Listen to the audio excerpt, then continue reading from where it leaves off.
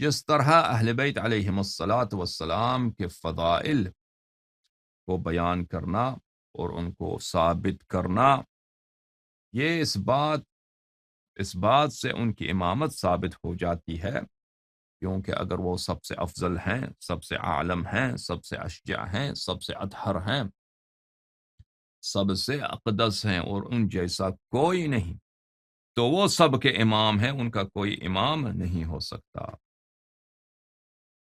جس طرح بیان فضائل اور اس بات فضائل سے ائمہ طاہرین علیہم الصلاۃ والسلام کی امامت کا اس بات اور حق کا احقاق ہو جاتا ہے، اسی طرح غاصبین خلافت کے متائن اور ان کے خبائث بیان کرنے سے ان کا فسق بیان کرنے سے ان کی نااہلی ثابت ہوتی ہے امامت کے لیے، کہ ایسے اشخاص امام نہیں ہو سکتے، ایسے اشخاص کے اسلام میں شک تو کیا جا سکتا ہے، بلکہ ان کے اسلام تو کیا ان کے کفر کے پہ یقین آ سکتا ہے، امامت تو دور کی بات ہے، خلافت تو دور کی بات ہے، رسول پاک صلی اللہ علیہ وآلہ وسلم کی وصایت یہ تو دور کی بات۔ تو یہ ایک نہایت ہی اہم چیپٹر ہے، نہایت ہی ایک اہم باب ہے، بیان مطائن اعداء اہل البیت علیہم الصلاۃ والسلام، اور یہ اس سے نواسب کی کمر ٹوٹ جاتا ہے، کیونکہ ان کے خلفاء کے کرتوت ایسے ہیں، ان کے خلفاء کا کردار ایسا رہا ہے کہ ان کے قبائح اور ان کے خبائث کو چھپانا ناممکن اور ان کو توجیہ کرنا محال ہوتا ہے، اور جب یہ چیپٹر کھل جاتا ہے عزیزو، تو پھر یہ لوگ اپنا منہ بھی کسی کو نہیں دکھا سکتے۔ تو انہی متائن میں سے ایک طعن یہی ہے کہ انہوں نے دین میں بدعات داخل کی ہے، اور ان بدعات میں سے ایک بدعت ہے بدعت تراویح، اور انشاءاللہ تبارک و تعالی ثابت کریں گے کہ تراویح بدعت ہے۔ یہ ہمارا آج شاید تیسرا پروگرام یا چوتھا پروگرام ہے اس سیریز میں، کچھ مقدمات پیش کر چکے ہیں آپ کی خدمت میں، مزید ایک مقدمہ پیش کرتے ہیں اور اس کے بعد اصل مقصد کی طرف، اصل بیان یہ کہ تراویح بدعت ہے، اس کی طرف جاتے ہیں۔ اس سے پہلے کہ ہم آپ کی خدمت میں وہ دلائل براہین پیش کریں کہ تراویح کیوں بدعت ہے، یہ آپ کی خدمت میں بتانا بہت ضروری ہے کہ بدعت کس کو کہتے ہیں، اور صاحب بدعت کا کیا سہم اسلام سے، کیا نصیب اسلام سے ہے، اور اس کا حکم قرآن و سنت میں کیا ہے۔ تو عزیزو، بدعت کس کو کہتے ہیں؟ ملاحظہ فرمائیے، کتاب العین خلیل ابن احمد فراہیدی جزء ثانی، اس کتاب میں صفحہ نمبر 54 میں فراہیدی صاحب زبان عرب کے سب سے پہلے لیکساگرافر اور ڈکشنری لکھنے والے، بدع کے متعلق کہتے ہیں: احداث شیء لم یکن له من قبل خلق ولا ذکر ولا معرفہ۔ بدع سے کیا مطلب؟ کہ احداث، ایسی چیز کو آغاز کریں۔ احداث کیا مطلب؟ ایک نیا چیز لے کے آنا، ایک نئی چیز لے کے آنا، ایک نیو چیز لے کے آنا۔ لم یکن له من قبل خلق، کہ اس سے پہلے اس کا کوئی وجود اور ذکر اور معرفت نہ ہو، نہ کوئی اس کو جانتا ہو، نہ کوئی کسی نے اس کو سنا ہو۔ اچھی طرح یاد رکھیے کہ بدعت کا لغوی معنی کیا ہے، ٹھیک ہے نا؟ وہ چیز جس کا پہلے سے نہ کوئی ذکر ہے، نہ کوئی وجود ہے، اور نہ کوئی اس کو جانتا ہے، اس کو کہتے ہیں بدعت۔ اس نئی چیز کو لایا جائے، کیونکہ شخص نے خود کہا تھا، تراویح کا حکم دیا تھا مسجد میں، اور پھر کہا تھا کہ یہ تو بدعت ہے، ٹھیک ہے نا؟ جماعت عمریہ کیا کہتے ہیں؟ کہتے ہیں کہ خلیفہ صاحب نے لغوی معنوں میں کہا ہے، تو کوئی بات نہیں، شرعی معنوں میں نہیں کہا ہے، تو لغوی معنوں میں بھی اس نے بدعت کہا نا۔ لغت میں بدعت کس کو بولتے ہیں؟ بدعت اس کو کہتے ہیں کہ پہلے سے اس کا نہ کوئی ذکر ہے۔ عمر کو عربی زبان آتی تھی؟ نہیں آتی تھی بھائی؟ اگر عربی زبان اس کو آتی تھی تو اس نے خود کہا کہ یہ بدعت ہے، یعنی اس کا پہلے سے اس کا نہ کوئی وجود ہے، نہ ذکر ہے، نہ کوئی اس کا مثل کچھ بھی نہیں ہے۔ واللہ بدیع السماوات والارض، اللہ تعالیٰ بدیع ہے سماوات والارض کا، ابتدعہما، کیونکہ اللہ تعالیٰ نے نہ آسمان تھا نہ زمین تھا، نہ اس کا آسمان و زمین کا کوئی ذکر تھا، نہ کوئی جانتا تھا کہ آسمان زمین بھی کوئی چیز ہوتی ہے۔ اللہ تعالیٰ نے اس کا احداث کیا، اس کا ایک نئی چیز کا آغاز کیا۔ وہ کیا ہے؟ آسمان، آسمانیں ہیں، زمینیں ہیں۔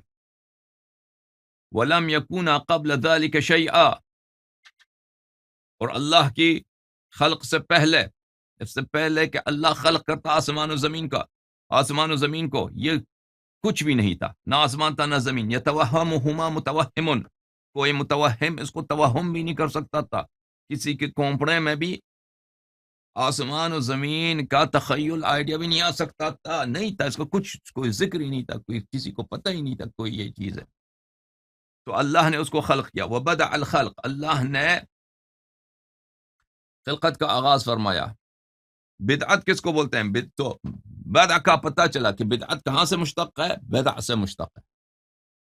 جب یہ پتہ چلا تو بدعت کو تعریف کرو، بتاؤ خلیل بدعت کی کیا تعریف ہے؟ خلیل فرماتے ہیں والبدعہ مستحدثت، استحدثت، حدث، احدث، حدث بولتے ہیں نئی چیز کو، حدیث بولتے ہیں نئی بات کو، احدث نیا چیز آغاز کرنا، بدعت کو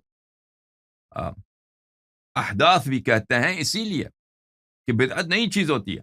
اچھا، بدعت بولتے ہیں مستحدثت، وہ چیزیں نئی جو پہلے نہیں تھی، نئی چیز لائی گئی بعد رسول اللہ صلی اللہ علیہ وآلہ، رسول پاک صلی اللہ علیہ وآلہ وسلم کے بعد ان چیزوں کا آغاز کیا گیا ہے۔ من احواء و اعمال، ہوا کے احوا، ہوا کی جمع، ہوا کس کو بولتے ہیں؟ نفس کی میل شہوات کی طرف،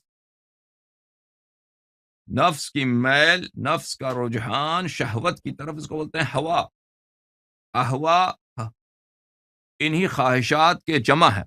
اچھا، تو وہ خواہشات اور وہ اعمال، کیونکہ اس میں حکمت تو ہے نہیں، جو بدعت ہے اس میں وہ تو ایک حکمت تو ہے نہیں، اس میں نور تو ہے نہیں، اس میں تقوی تو ہے نہیں، تو وہ کیا ہے؟ وہ کسی کا شہوت کی طرف میل ہوگا، شہوت کی طرف اس کا رجحان ہوگا۔ بھلے، تو بدعت اس کو بولتے ہیں جو آغاز کیا جائے رسول پاک صلی اللہ علیہ وآلہ وسلم کے بعد۔ وہ کیا ہوتے ہیں؟ احوا ہوتی ہیں، وہ کیا ہوتے ہیں؟ گٹیا خواہشات اور اعمال۔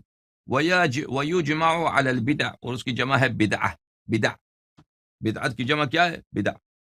ملاحظہ فرمائیے عزیزو، الصحاح تاج اللغة والصحاح العربیہ، تألیف اسماعیل ابن حماد الجوہری، تحقیق احمد عبد الغفور عطار، چاپ دار العلم للملائین، الجزء الاول۔ ملاحظہ فرماؤ جناب، یہاں پر باب العین میں ابدعت الشیء، ابدعت الشیء فرمایا اخترعته لا علی مثال، ہاں ہاں ہاں، اختراع کرنا، انوینٹ کرنا، کریٹ کرنا کسی مثال کے بغیر، کہ اس کی مثال پہلے نہیں تھی، یعنی ایسی چیز پہلے نہ ہو، اس کو آغاز کرو، اس کو کیا بولتے ہیں؟ انک ابدعت الشیء، آپ نے کسی چیز کا ابداع کیا ہے۔ بدعت کس کو بولتے ہیں؟ صفحہ نمبر 1184، صحاح اللغہ جوہری صاحب کی، الحدث فی الدین، نئی چیز دین میں بعد الاکمال۔ بدعت کس کو بولتے ہیں؟ الحدث فی الدین، حدث یعنی نئی چیز، دین کامل ہو چکا ہے، نبی صلی اللہ علیہ وآلہ وسلم دنیا سے چلے گئے، کوئی وحی نہیں آئے گی کسی صحابی پر، ٹھیک ہے نا، تو نیا نماز کا آغاز کیا ہے، نیا نماز بنا دیا، نئی نئی نمازیں بناتے جا رہے ہیں، تو اس کو کیا کہیں گے؟ اس کو کہیں گے بدعت، نئی چیز، دین جو کامل ہو چکا ہے اس کے بعد اس میں اضافہ کرو، اس میں لگاؤ، اس میں اضافہ کرو، اس کو کیا بولتے ہیں؟ اس کو بولتے ہیں حدث۔ اچھا عزیزو، یہ سمجھ آ گئی آپ کو؟ جب یہ بات آپ کو سمجھ آئی ہے تو آپ کو آپ دکھاتے ہیں کہ بلی، کہ یہ احادیث رسول پاک صلی اللہ علیہ وآلہ وسلم نے فرقہ عمر یعنی صحیح اسانید کے ساتھ نقل کیا ہے کہ بلی بدعت محدثہ انسان کو جہنم کی طرف لے کے جاتا ہے۔ کتاب ہے سنن النسائی، ملاحظہ فرماؤ عزیزو، سنن النسائی چاپ دار احیاء تراث العربی، ٹھیک ہے عزیزو، سنن النسائی دیکھا آپ نے، یہاں پر آپ کو لیے چلتے ہیں صفحہ نمبر 280 میں، بلکہ 281 میں، صفحہ نمبر 281 میں کیف الخطبہ، رسول پاک صلی اللہ علیہ وآلہ وسلم ان کا خطبہ کیسے تھا۔ جابر عبداللہ نے روایت کی کہ رسول پاک صلی اللہ علیہ وآلہ وسلم نے خطبہ اراد فرمایا ہے، اس کے بعد فرمایا وَشَرُّ الْأُمُورِ مُحْدَثَاتُهَا، شر الامور، سب امور میں بدترین، سب امور میں بدترین کیا ہے؟ محدث امر ہے، محدث بدعت کو بولتے ہیں، ابھی آ جائے گا انشاءاللہ، ابھی میرے ساتھ آپ جو ہے نا، یہ آپ کے گروہ میں رہے، ہم ابھی آپ کو دکھائیں گے۔ شر الامور، سب سے بد، سب سے شر، سب سے گندا، سب سے گٹھیا، سب سے اللہ کے نزدیک مبغوض کیا ہے؟ محدثات، محدثات، محدث کس کو بولتے ہیں؟ بدعتوں کو بولتے ہیں۔ وَكُلُّ مُحْدَثَةٍ بِدْعَةٍ، ہر محدثہ، ہر چیز وہ جو اللہ کی جانب سے نہیں ہے لوگ دین میں داخل کریں، وہ کیا ہے؟ بدعت ہے۔ محدثہ بھی بدعت کو بولتے ہیں، بدعت بھی محدث کو بولتے ہیں۔ تو یہ اس میں جو ہے کہ مبتدا اور خبر میں ایک طرح سے کیا ہے؟ ایک طرف سے وحدانیت ہے، مصداق کے لحاظ سے بھی، مفہوم کے لحاظ سے بھی۔ اچھا، وَكُلُّ بِدْعَةٍ ضَلَالَةٍ، اور ہر بدعت گمراہ، ہدایت نہیں ہے، گناہ ہے، اور گمراہی ہے، اور معصیت ہے، اور طغیان ہے، اور تمرد ہے۔ سمجھ میں آئی نا؟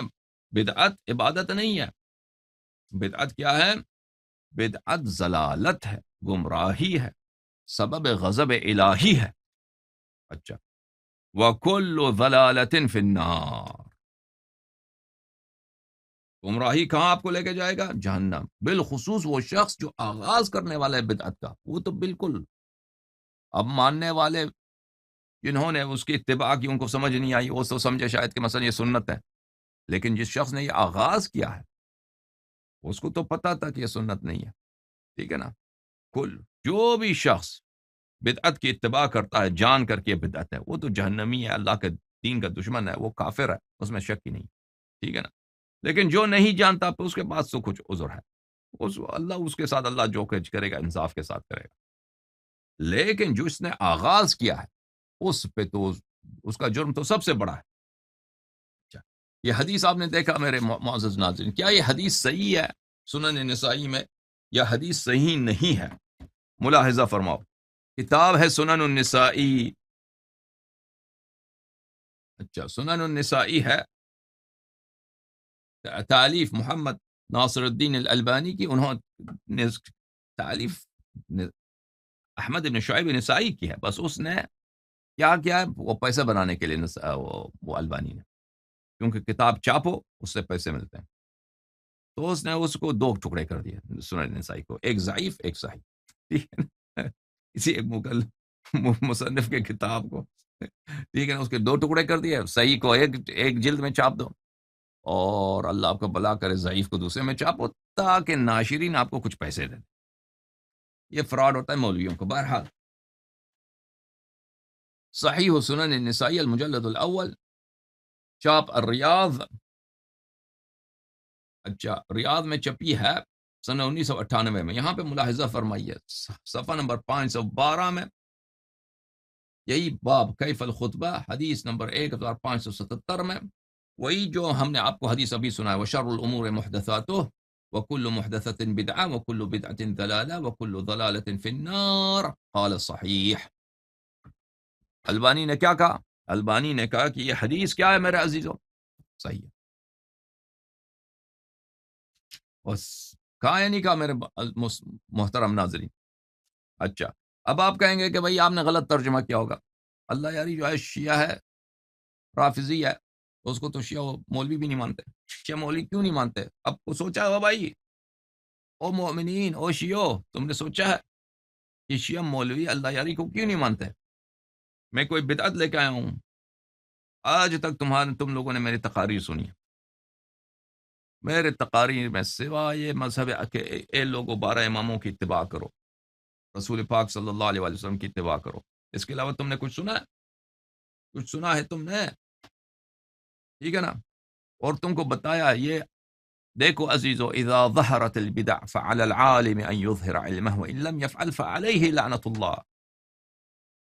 یہ ہمارے جو مولوی حضرات ہیں ان کو دین کا پتہ ہی نہیں ہے، یہ ملاعین ہیں، یہ رسول پاک صلی اللہ علیہ وسلم کے لعنت کے مستحق ہیں یہ لوگ. کیونکہ حدیث کیا ہے، اذا ظہرت البدع فعلی العالم ان یظہر علمہ وان لم یفعل فعلیہ لعنت اللہ. جب بدعتیں ظاہر ہوتی ہیں تو لوگ عوام کو تو کچھ پتہ نہیں ہوتا نا، عام لوگوں کو تو پتہ نہیں ہوتا، پتہ ہوتا ہے عام لوگوں کو نہیں. عام لوگ بدعت پیدا بھی نہیں کر سکتے. آپ کے جو غیر دینی تعلیم یافتہ لوگ ہیں، مثلا کوئی ڈاکٹر انجینئر ہے، کوئی پرچون میں دکان میں کام کرتا ہے، کوئی مثلا وہ پاکستان میں پولیس میں کام کرتا ہے، ادارات میں کام کرتا ہے، کسی شعبے میں کام کرتا ہے، یہ لوگ بدعت پیدا نہیں کر سکتے. بدعت پیدا بھی کرتا ہے تو مولوی. ٹھیک ہے نا. اب بدعت جب پیدا ہو جاتا ہے تو عام لوگوں کو کیا پتہ ہوتا ہے کہ بدعت ہے؟ عام لوگ تو ان کو پتہ نہیں ہوتا بیچاروں کو، کیونکہ صاحب بدعت جب آتا ہے وہ داڑھی کے ساتھ آتا ہے، اچھے مظاہر کے ساتھ آتا ہے، اچھے ظاہر کے ساتھ آتا ہے، تاکہ لوگ اس کی طرف راغب ہو جائیں، وہ لوگوں میں مرغوب بنے، ہے کہ نہیں؟ پھر وہ ایک دو حدیث بلکہ آیات، روایات، کتابیں دکھا کر وہ اپنی بدعت کو ظاہر کرے گا. ٹھیک ہے نا. پھر لوگ تو اس کو بات کو مانیں گے. تو اگر اذا ظہرت البدع فعلی العالم ان یظہر علمہ، جب بدعتیں ظاہر ہوں تو عالم پہ واجب ہے کہ اپنا علم ظاہر کرے. اگر وہ اپنا علم ظاہر نہ کرے تو کیا ہے؟ اس پر اللہ کی لعنت ہے، اس پر رسول صلی اللہ علیہ وآلہ وسلم کی لعنت ہے، اس پر ائمہ طاہرین علیہ السلام کی لعنت ہے. ٹھیک ہے نا.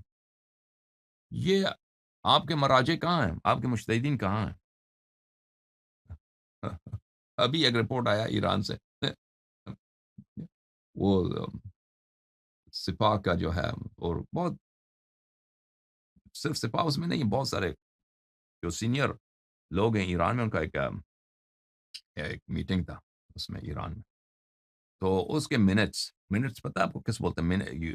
وہ میٹنگ جو ہوتا ہے آفیشیل میٹنگز ہوتے ہیں، اس میں جو کچھ لوگ بات کرتے ہیں اس کو لکھتے ہیں، اس کو لکھا جاتا ہے کہ کس نے کیا بولا. جو ہائی لیول کی میٹنگز ہوتے ہیں نا اس کے نوٹ کرتے ہیں. تو اس کا باہر آیا وہ کسی نے اس کو رپورٹ کر دیا. تو اس میں بہت ساری باتیں ہیں، اس میں ایک باتیں یہی ہے کہ مراجع جو ہے خصوصی مجالس میں خامنئی کو گالی دیتے ہیں. مراجع کس کو گالی دیتے ہیں؟ خامنئی کو. اچھا، جب ان مراجع کو پتہ ہے کہ ولایت فقی بدعت ہے اور یہ شخص ظالم ہے اور اس کو خود گالی دیتے ہیں، تم تو عالم ہو. اذا ظہرت البدع فعلی العالم ان یظہر علمہ فان لم یفعل فعلیہ لعنت اللہ. تو تم کیوں ساکت ہو؟ تم کیوں کچھ نہیں کہتے؟ ہاں، لوگ یخرجون من دین اللہ افواجا. کتنے ایران میں دیانت کتنی کمزور ہو گئی ہے. وہ ایک کتے کی شکل جیسا ایک مولوی ہے، مولوی عبد الحمیر زاہدان کا، وہ جو ہے خامنئی کے خلاف بات کرتا. اب دیکھو اس کے لوگ کتنی مقبولیت ہو گئی، شیعہ اس کی طرف اس کی جو ہے سپورٹ کرنے لگے پوری دنیا سے. کیونکہ شیعہ تو بالکل اپنے دین سے وہ تو پھر گئے ہیں، ایرانی جو ہیں وہ کس کی طرف مائل ہو گئے؟ اس مولوی عبد الحمیر کی طرف، کیونکہ یہ خامنئی کی طرف بولتا ہے. لیکن شیعہ مولوی جو ہیں وہ کیا، کیونکہ خامنئی سے پیسے ملتے ہیں ان کو، تو خصوصی مجالس میں سب مراجع کو خامنئی کی طرف سے بہت فنڈنگ آتا ہے. خصوصی مجالس میں اس کو کیا کرتے ہیں؟ خصوصی مجالس میں اس کو گالی دیتے ہیں. ٹھیک ہے نا. اور اور لوگوں کے سامنے یا تو اس کی تعریف کرتے ہیں یا کم از کم ساکت رہتے ہیں. تو بہرحال عزیزوں، میں جو آپ کی خدمت میں آیا ہوں، میں اگر ان باتوں پہ ساکت رہوں، ولایت فقیہ پر، انقلاب پر، علماء کی کفریہ عقائد پر، مرجعیت پر، اجتہاد پر، تقلید پر، تو کیا ہوگا؟ ہاں، خمس پر مجھے بدعت کا پتہ ہے اور میں آپ کی خدمت میں ظاہر نہ کروں، ہاں، دوسروں کی طرح چھپ رہوں، تو کیا ہوگا؟ فعلیہ لعنت اللہ. ٹھیک ہے نا، مجھ پہ لعنت ہوگی. اب بات یہ ہے کہ شیعہ مولوی جو ہے، ان شیعہ مولوی وہ میرے تقاریر کو سب سنتے ہیں، سیکھتے ہیں میرے تقاریر کو. نجف اشرف میں، قوم مقدسہ میں، اردو میں تقریر کروں، اردو زبان مولوی بیٹھتے ہیں، نوٹ لیتے ہیں. ٹھیک ہے نا. فارسی میں تقریر کروں، فارسی والے ان کے انتظار میں رہتے ہیں کہ کب اللہ یاری کی تقریر ہے کہ ہم ان سے جا کے کچھ سیکھ لیں. ٹھیک ہے. ایران میں بین ہے، یوٹیوب فیس بک وغیرہ بین ہے، لیکن وہ دوسرے طریقے سے سنتے ہیں وہ لوگ. ان کا سینئر لوگ انتظار میں رہتے ہیں. نجف میں بھی یہی، عربی میں تقریر کروں، وہ انتظار میں رہتے ہیں علماء کہ کب ان کی تقریر آتی ہے کہ ہم سن لیں کہ وہ کیا فرماتے ہیں. انڈیا پاکستان میں یہی حالت ہے. ٹھیک ہے نا. اور ان کی جرأت نہیں ہوتی ان مولویوں کے، وہ آ کر میرے سامنے آ کر میری مخالفت کریں. ہے اگر ہے تو بلاؤ اس کو، لیکن میرے میرے میرے بیانات سے استفادہ کرتے ہو تو اچھی بات استفادہ کرو. میری جو حق باتیں ہیں تم اس کا حق باتیں ہیں اس کو تم رد نہیں کر سکتے علم کے ساتھ. تمہیں پتہ یہ باتیں حق ہیں، کیونکہ اگر یہ باتیں باطل ہوتی ہیں تم میں جرأت ہوتی ہے ان کو رد کرنے کی، تم یہاں پہ لائن لگا دیتے ہیں. یہاں پہ صف ہوتی، ویٹنگ لسٹ ہوتی کہ اتنے شیعہ علماء نے آپ کو چیلنج کیا ہے بھائی، ملایت فقی پر، اجتہاد پر، تقلید پر، خمس پر، آیت اللہ فلان لاس اینجلس سے، سان فرانسسکو سے، لندن سے، کراچی سے، نجف سے، فلان جگہ سے. ایک ان میں دم نہیں، ان میں سانس نہیں لے سکتے. سناٹا ہے پورا، ہے کہ نہیں؟ سناٹا ہے، نہ سانس لے سکتے ہیں نہ کچھ بھی نہیں اللہ یاری کے سامنے. کیوں نہیں؟ اس لیے نہیں کہ میرا علم بہت زیادہ ہے، اس لیے کہ میری بات حق ہے عزیزوں. اور یہ ان لوگوں نے شیطان کے سامنے سجدے کیے ہیں. انہوں نے اپنا دین شیطان کو بھیجا ہے. جو مولوی بدعت کا پرچار کرتا ہے، بدعت کے سامنے خاموش ہے، اور جو ایک دوسرا شخص آتا ہے بدعت کے خلاف بات کرتا ہے تو وہ اس کی برائی بیان کرتا ہے، تو سمجھ جاؤ کہ یہ مولوی شیطان کا کیا ہے؟ وکیل ہے. یہ شیطان کا نمائندہ ہے، یہ شیطان کا مزدور ہے. سمجھ میں آئی نا بات آپ کو؟ یہ خود ابلیس ہے ایسا مولوی. تو یہ آپ کے معممین، یہ علامہ حضرات، یہ ابلیس کے نوکر ہیں، یہ بدعتی ہیں، یہ شیاطین ہیں. بدعت اس طرح نہیں ہے میرے عزیزو کہ اگر عمر کر بدعت کرے تراویح بنا دے تو وہ اس کے لیے فسق ہے، اور اگر خمینی صاحب بدعت لے کے آئیں تو اس کو چھٹی ہے، سیستانی صاحب بدعت لے کے آئیں تو ان کو چھٹی ہے، ان کو آزادی ہے. او شیعو جاگ جاؤ، تم کب تک ہنستے رہو گے عمریہ پر؟ تم خود رونے کے لائق ہو. تم نہ صرف ہنسنے کے لائق، تمہاری اپنی حالت یہ ہے، تم گریہ کرنے کے لائق ہو.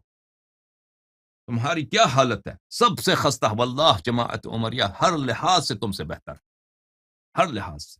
مساجد ان کے، مدارس ان کے، علماء ان کے، یونیورسٹیز ان کے، سب کچھ ان کے. تم حق پر ہونے کے باوجود تم اہل بیت علیہ الصلوۃ والسلام کا دین کے جس طرح نقصان کرتے ہو اس طرح کوئی نہیں کر سکتا.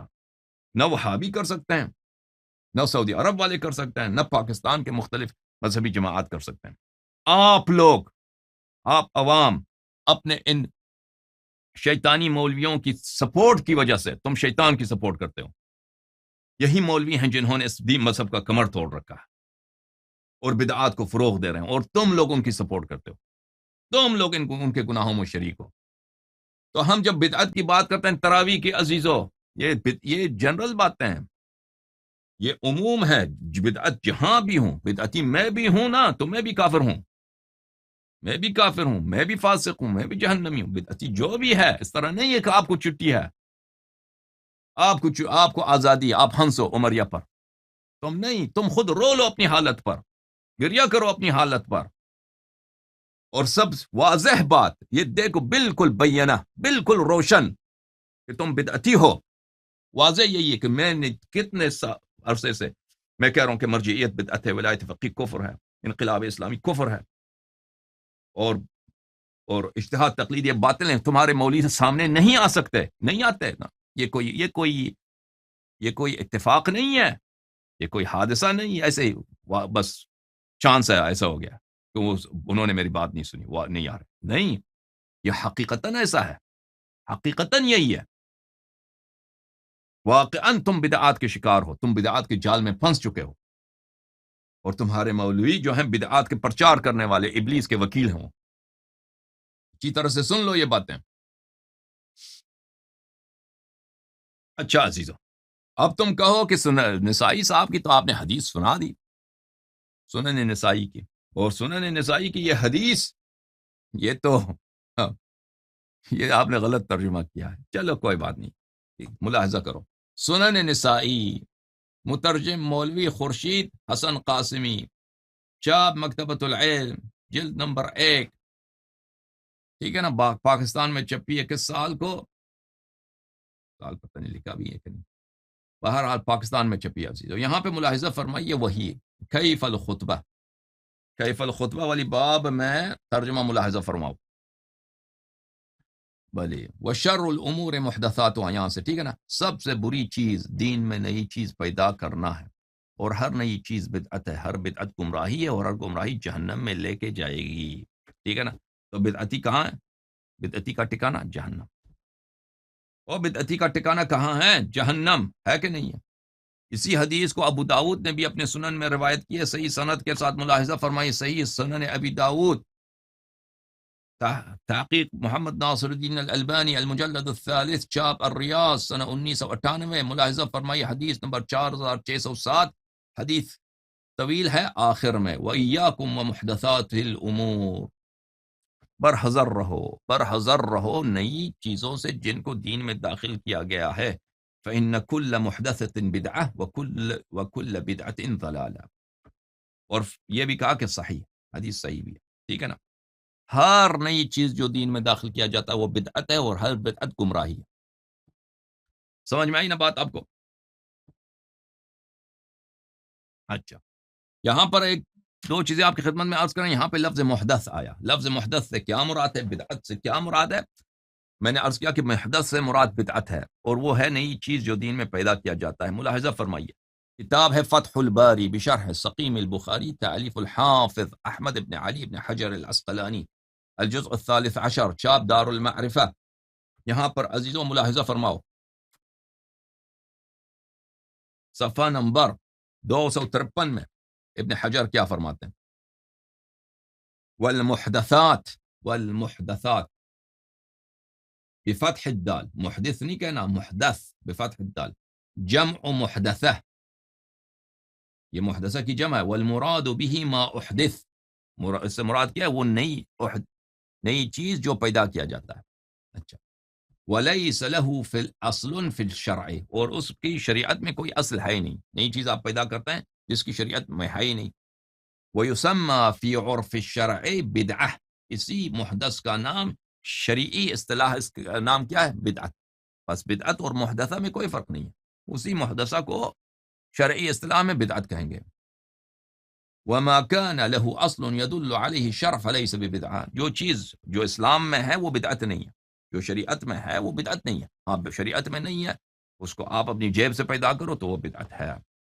فَالْبِدْعَةُ فِي الشَّرْعِ مَذْمُومَةٌ، بدعت شرع میں کیا ہے؟ مذموم ہے۔ فبخلاف اللغة فإن كل شيء أحدث على غير مثال يسمى بدعة سواء كان محمودا أو مذموما، تو شریعت میں، دین میں اگر کوئی نئی چیز پیدا کیا جاتا ہے یہ مذموم ہے، یہ بری بات ہے، لیکن لغت میں اس کا مطلب یہ نہیں کہ لغوی لحاظ سے کہ حتماً مذموم ہے۔ جو چیز نئی پیدا کی جاتی، نئی چیز جو پیدا کی جاتی ہے وہ دیکھا جائے گا نا، دین کے دائرے سے باہر، لغوی لحاظ سے جو ایک نئی چیز ہے جو پہلے سے اس کی کوئی مثال نہیں ہے، ہو سکتا ہے وہ اچھی چیز ہو سکتا ہے اب پہلے گاڑی نہیں تھا، کسی نے گاڑی بنا دی بھائی، ٹھیک ہے، ایئرپلین نہیں تھا، ایئرپلین بنا دیا، ٹیلی فون نہیں ہے، ٹیلی فون بنا دیا، تو بجلی نہیں تھا، بجلی بنا دیا۔ تو یہ جو چیز نہیں بنائی جاتی ہے یہ لغوی لحاظ سے بری نہیں ہے، لیکن دین کے دائرے میں جب آتے ہیں تو یہ مذموم ہوتا ہے۔ اچھا میرے عزیزو، تو جب یہ پتہ چلا، ملاحظہ فرمائیے کہ اللہ تعالیٰ سورہ مبارکہ یہ المائدہ میں اللہ تعالیٰ کا ارشاد ہے، اعوذ باللہ من الشیطان الرجیم، الیوم اکملت لکم دینکم واتممت علیکم نعمتی ورضیت لکم الاسلام دینا، کہ اے لوگو میں نے آپ کا دین آج آپ کے لیے کامل کر دیا ہے، اور میں نے اپنی نعمت تمہارے لیے تمام کر دی ہے، اور میں اسلام سے میں راضی ہوں۔ تو اللہ نے اپنی دین کامل کر دیا۔ تو اگر دین ناقص ہوتی، دیکھو عزیزو، اگر دین ناقص ہوتی نا کہ اللہ نے ناقص چھوڑ دیا، تو پھر وہ ایک ناقص چیز ہے بھائی، وہ اس میں کمی ہے، کاستی ہے، اس میں ڈیفیشنسی ہے، اس ڈیفیشنسی، اس کمی کو دور کرنے کے لیے پھر آپ کو بھی اگر محنت کرتے ہیں تو چلے کوئی گنجائش ہوتی، لیکن جب اللہ نے کہہ دیا جب اللہ نے اعلان کر دیا کہ میں نے یہ دین کامل کر دیا ہے، تو پھر تو اس میں کوئی اضافہ کر سکتا ہے؟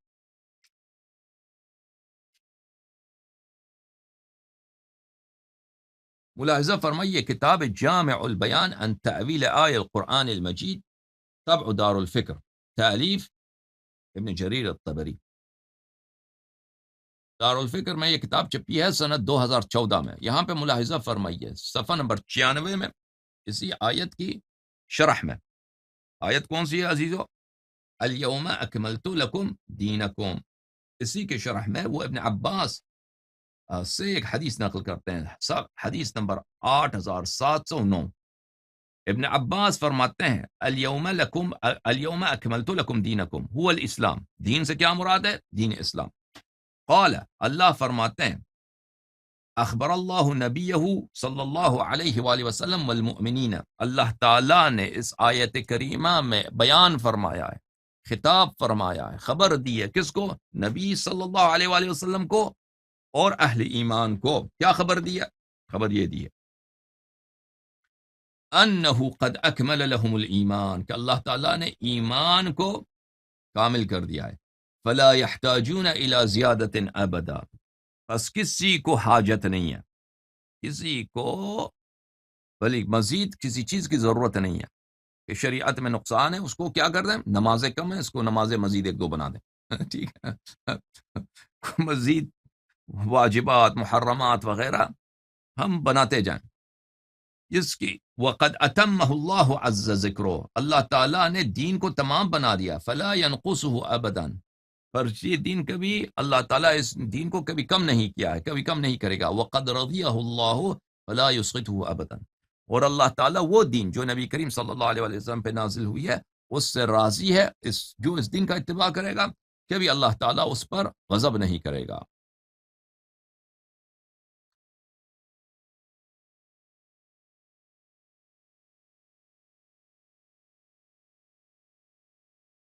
جب یہ پتہ چلا کہ دین بھی کامل ہے، اب کوئی شخص اگر دین میں اضافہ کرتا ہے یعنی صاحب بدعت، اس کا کیا حکم ہے شریعت میں عزیز؟ کیا وہ مسلمان ہے؟ کیا اس نے اچھا کام کیا ہے، نیکوکار ہے، اس کو جزا ملے گا، اس کو اجر ملے گا، یا اس کو سزا ملے گی، یا وہ برا آدمی ہے؟ ملاحظہ فرمائیے سورہ مبارکہ مائدہ آیت نمبر 44 میں، اعوذ باللہ من الشیطان الرجیم، ومن لم يحکم بما انزل اللہ۔ ہاں، بدعتی کیا ہوتا ہے؟ بدعتی ایک چیز جو اللہ نے نہیں فرمایا، رسول صلی اللہ علیہ وآلہ وسلم نے نہیں فرمایا، اس کو اس نے دین میں داخل کر دیا کہ یہ اللہ نے فرمایا ہے، ٹھیک ہے نا؟ پر اس نے کیا کہا؟ اس نے وہ چیز جو اللہ نے نہیں کہا ہے اس نے وہ کہا ہے، ٹھیک ہے نا؟ بدعت کا تو یہی مطلب ہے۔ آیت کیا فرماتا ہے؟ آیت مبارکہ یہ فرماتا ہے وَمَن لَمْ يَحْكُمْ بِمَا أَنزَلَ اللَّهُ، وہ شخص جو حکم نہ دے اللہ کے دین کے مطابق، اللہ اور رسول صلی اللہ علیہ وآلہ وسلم کے فرمائشات کے مطابق، فَأُولَئِكَ هُمُ الْكَافِرُونَ، پس وہ ہی کافر ہیں، وہ کافر ہیں۔ ملاحظہ فرمائیے اس کا ترجمہ دوسروں نے کیسا کیا، ملاحظہ یہ ہے، سورہ مائدہ مختلف تراجم ہے نا، وَمَن لَمْ يَحْكُمْ بِمَا أَنزَلَ اللَّهُ فَأُولَئِكَ هُمُ الْكَافِرُونَ۔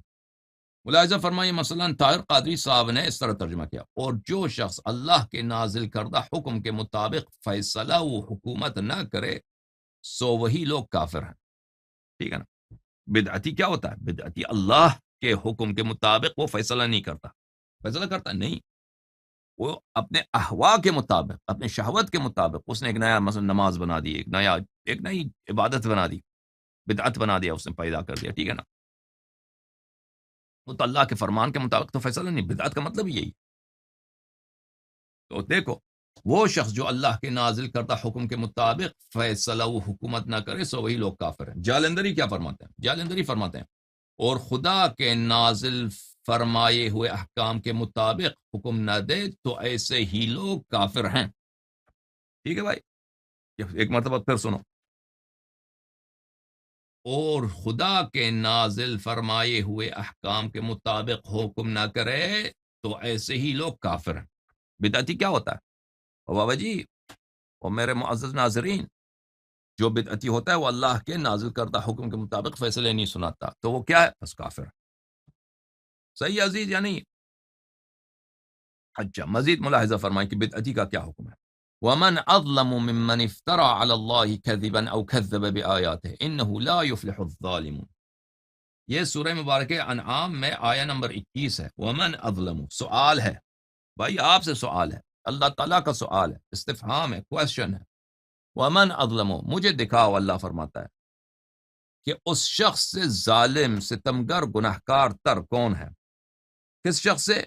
اس شخص سے جو اللہ پر جھوٹ باندھتا ہے، جو اللہ پر جھوٹ باندھتا ہے، جو اللہ پہ افترا کرتا ہے، جو اللہ. بدعتی کیا ہوتا ہے؟ بدعتی مفتری علی اللہ ہوتا ہے، کیونکہ ایک چیز جو دین میں نہیں ہے وہ کہتا ہے یہ دین میں ہے، تو یہ کیا کرتا ہے؟ اللہ پہ جھوٹ باندھتا ہے، رسول صلی اللہ علیہ وآلہ وسلم پہ جھوٹ باندھتا ہے کہ نہیں باندھتا؟ باندھتا ہے بالکل. ٹھیک ہے نا. اس نے ایک نئی عبادت شروع کر دو، یہ اللہ کا حکم ہے، اللہ کا حکم یہ نہیں ہے، تو یہ مفتری علی اللہ ہے، اللہ پہ افترا کرنے والا. ومن اظلم ممن افترى على الله كذبا، اس شخص سے کیا ہے، کوئی اور بڑا گنہکار ہے جو اللہ پہ جھوٹ باندھتا ہے. اس کا مطلب کیا ہے؟ یعنی اس شخص سے زیادہ گنہکار نہیں ہے کوئی شخص. سب سے گنہکار شخص، سب سے بڑا مجرم شخص، سب سے بڑا کافر شخص کون ہے؟ جو اللہ پہ جھوٹ باندھتا ہے. او کذب بآیات، تو ایسا شخص مساوی ہے، چاہے وہ اللہ پہ افترا کرے، چاہے اللہ کی دین کی تکذیب کرے. کہہ دے کہ یہ رسول جھوٹ ہے، نستجیر باللہ، یہ قرآن جھوٹ ہے، تو یہ دونوں برابر ہیں. پتہ چلا آپ کو کہ بدعتی جو ہے، ایک شخص افترا باندھتا ہے اللہ پر، رسول صلی اللہ علیہ وآلہ وسلم پر، چاہے وہ افترا پر باندھے اللہ پر، چاہے رسول صلی اللہ علیہ وسلم پہ افترا باندھے، چاہے قرآن کی تکذیب کرے، دونوں ایک فرق نہیں، دونوں مساوی ہیں. اور ایسے شخص سے گناہ کار تر کوئی نہیں، چاہے وہ ان دونوں جرم میں سے کسی بھی کی مرتکب ہو. قرآن کی تکذیب کرے، رسول صلی اللہ علیہ وسلم کی تکذیب کرے، یا اللہ پر یا رسول صلی اللہ علیہ وسلم پہ افترا باندھے. ٹھیک ہے نا. تو کیا پتا چلا؟ کیا پتا چلا کہ بدعتی کافر ہوتا ہے. بدعتی کیا ہوتا ہے؟ کافر ہوتا ہے. انہو لا یفلح الظالمون، انہو لا یفلح الظالم، یہ ظالم ہے اور یہ اہل نجات نہیں ہے.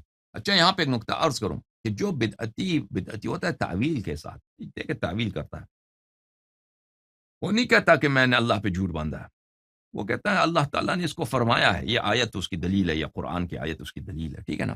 تو پھر وہ ہے بدعتی، یعنی اس کا جو اس نے جو بنایا ہے، فرض کریں ایک حکم اس نے بنایا، وہ ہے بدعتی، لیکن اس کے پاس کیونکہ تعویل ہے، وہ اس کے سمجھ میں نہیں آ رہا بات، تو اس لحاظ سے اس کے پاس عذر ہے. وہ اس طرح نہیں ہے کہ اس نے اللہ پہ افترا کیا ہے، اس نے جھوٹ باندھا اللہ پر، یا اس نے تکذیب کی ہے نبی صلی اللہ علیہ وآلہ وسلم پر. سمجھ میں آ رہی نا بات آپ کو؟ ایک شخص ہے، اس کو خود پتہ ہے کہ رسول اللہ صلی اللہ علیہ وآلہ وسلم نے یہ نماز نہیں پڑھائی ہے، تو میں اس نماز کا آغاز کرتا ہوں، پھر کہتا ہوں یہ بدعت، کتنا پیارا بدعت ہے. ٹھیک ہے نا. تو وہ تو مفتری ہے. لیکن ایک شخص دوسرا بعد میں آتا ہے، کہتا ہے رسول اللہ صلی اللہ علیہ وسلم نے یہ نماز شاید پڑھائی ہے، تو وہ اس کا حکم فرق کرتا ہے کفر کے لحاظ سے. سمجھ میں آئی نا. تو ہر طرح کا جو بدعتی ہوتا ہے وہ کافر نہیں ہوا کرتا. ملاحظہ فرمائیے اس آیت کی کا ترجمہ، ومن اظلم ممن افترى على الله كذبا او كذب بآيات. فرض دیکھیں، جالندری صاحب نے یا ابو العلا مودودی کو چلو پڑھتے ہیں، اور اس شخص سے بڑھ کر ظالم کون ہوگا جو اللہ پر جھوٹا بہتان لگائے یا اللہ کی نشانیوں کو جھٹلائے. یقیناً ایسے ظالم کبھی فلاح نہیں پا سکتے. ٹھیک ہے نا. باقی ابھی یہ اسی طرح کے اس سے قریب ترجمے ہیں. تو کیا ثابت ہوا؟ صاحب بدعت کا کفر. ملاحظہ فرمائیے مزید سورہ عنکبوت میں آیہ نمبر 68 میں، ومن اظلم ممن افترى على الله كذبا او كذب بالحق لما جاءه اليس في جهنم مثوى للكافرين.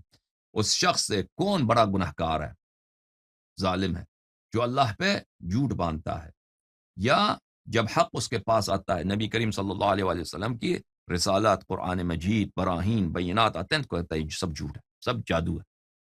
ایسے شخص سے زیادہ گنہکار کون ہے؟ کیا جہنم کافرین کا ٹھکانہ نہیں ہے؟ تو پتہ چلا بدعتی کیا ہوتا ہے، کافر ہوتا ہے. یہ واضح ہے عزیزوں. ملاحظہ فرمائیے اگلی آیات سورہ شورى میں آیہ نمبر 21 ام لہم شرکاء شرعوا لہم من الدین ما لم یأذن بہ اللہ. بھلے یہ جو انہوں نے اپنا دین بنایا ہے، عبادتیں بنائی ہیں، کیا ان کے پاس اللہ کے علاوہ اور بھی اللہ کے شرکاء ہیں؟ کیونکہ اللہ کے پاس سے تو یہ شریعت نہیں آئی. یہ جو بدعت ان لوگوں نے بنائی ہے اللہ کی جانب سے نہیں آئی ہے. تو ہو سکتا ہے کہ اللہ کا مثلا اگر شریک ہے تو اس شریک نے بھیجا. تو کیا ان کے پاس اللہ کے ساتھ شرکاء ہیں کہ وہ عبادات، وہ چیزیں جو اللہ نے اس کی تشریح نہیں فرمائی ہے، اللہ نے اس کو حکم نہیں دیا، یہ اس کی اتباع کرتے ہیں. ملاحظہ فرمائیے تو یہ بھی کفر میں صریح ہے آیت. ملاحظہ فرمائیے اس کا ترجمہ.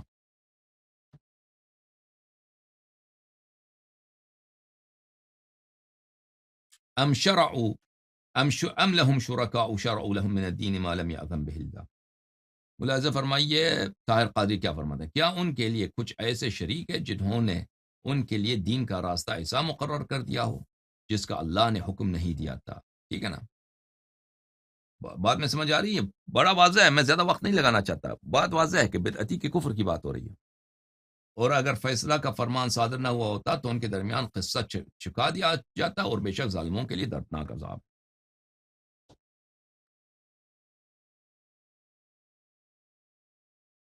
اچھا عزیزو، تو یہ صاحب بدعت کے کفر کے لیے واضح دلائل اور براہین ہیں.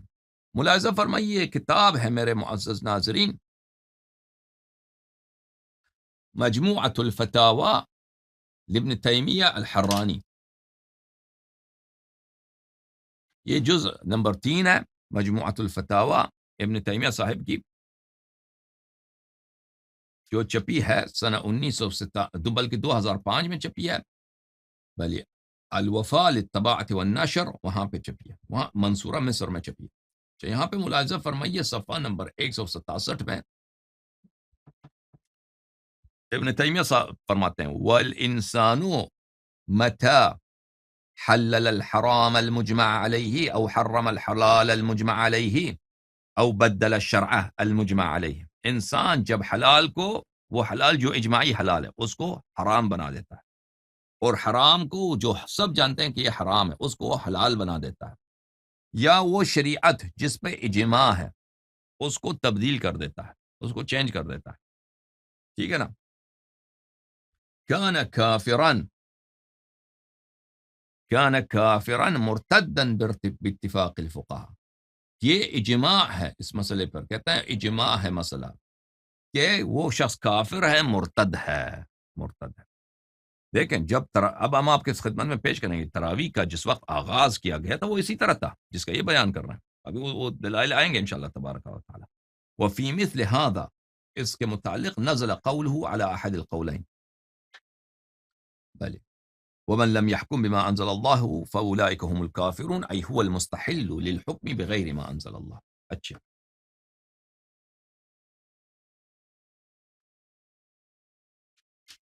تو یہ آیات آپ کی خدمت میں پیش کیے گئے، اس میں واضح طور پر کیا ہے؟ واضح طور پر اس بات کا بیان ہے کہ اللہ آپ کا بھلا کرے، جو بدعتی ہوتا ہے اس کا کفر. یہ کتاب ہے عزیزو البخاری،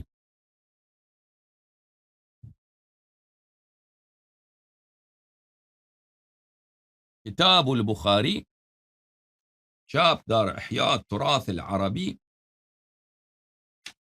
چھپی ہے کتاب سنہ 2001 میں. ملاحظہ فرمائیے یہاں پر صفحہ نمبر 474 ہے، یہ بلکہ 477، اور اس میں ملاحظہ فرمائیے حدیث نمبر 2697 کہ عائشہ روایت کرتی ہیں کہ قال رسول اللہ صلی اللہ علیہ وآلہ وسلم، کہ رسالت پناہ صلی اللہ علیہ وآلہ وسلم نے فرمایا من احدث فی امرنا هذا ما لیس فیہ فہو رد. من احدث فی امرنا هذا ما لیس فیہ فہو رد. من احدث، جو شخص، احدث میں نے دکھایا نا ابھی آپ کو، کیا بولا حافظ ابن حجر نے کہ محدثات کس کو بولتے ہیں؟ محدثات، محدث کی جمع ہے وہ نئی باتیں جو دین میں بنائی جاتی ہیں. من احدث، جو شخص وہ نئی بات لے کے آتا ہے فی امرنا ھذا، ہمارے اس دین میں، ما لیس فی، جو اس میں نہیں ہے، فهو رد، تو وہ شخص مردود ہے. وہ شخص کیا ہے؟ مردود ہے، اس کا عمل بھی مردود ہے. ٹھیک ہے نا؟ بدعت کا نہیں کرنا اور نفی کرنا اور بدعت کو ٹکرانا. ملاحظہ فرمائیے یہ کتاب ہے بخاری مع ترجمہ. ترجمہ ہے، ترجمہ و شرح شیخ محمد داود راز صاحب کی. تو چھپی یہ کتاب مرکزی جمعیت علماء اہل حدیث ہند میں. ملاحظہ فرمائیے اس کتاب میں صفحہ نمبر 174 میں اسی حدیث کی شرح میں کہ رسول اللہ صلی اللہ علیہ وآلہ وسلم نے فرمایا، جس نے ہمارے دین میں از خود کوئی ایسی چیز نکالی جو اس میں نہیں تھی تو وہ رد ہے، پھر وہ شرح میں کیا فرماتے ہیں؟ یہ حدیث شریعت کے اصل الاصول ہے. شریعت کی کیا؟ اصل الاصول ہے. اصل الاصول ہے، شریعت کے جڑوں کا جڑ ہے. اصل کس کو بولتے ہیں؟ جڑ کو بولتے ہیں. یہ شریعت کے جڑوں کا جڑ ہے. یہ شریعت کے قواعد کا تمام قواعد پہ اس قاعدے کو سپرمیسی حاصل ہے. کیا ہے؟ کہ بدعت نہیں لا سکتے. اس سے ان تمام بدعات کا جو لوگوں نے دین میں نکال رکھی ہیں پورا رد ہو جاتا ہے. جیسے فلان فلان فلان. اگر سارے اہل بدعت بھی مل کر زور لگائیں تو ناکام رہیں گے. بہرحال بدعت سے پرہیز کرنا اور سنت نبوی کو صلی اللہ علیہ وآلہ وسلم کو معمول بنانا بے حد ضروری ہے. ٹھیک ہے نا عزیزو؟ یہ آپ کی خدمت میں بخاری. اب اسی روایت کو دیکھیں گے مسلم بھی لے کے آئیں. مسلم ابن حجاج القشیری النیشابوری. ملاحظہ فرماؤ جناب،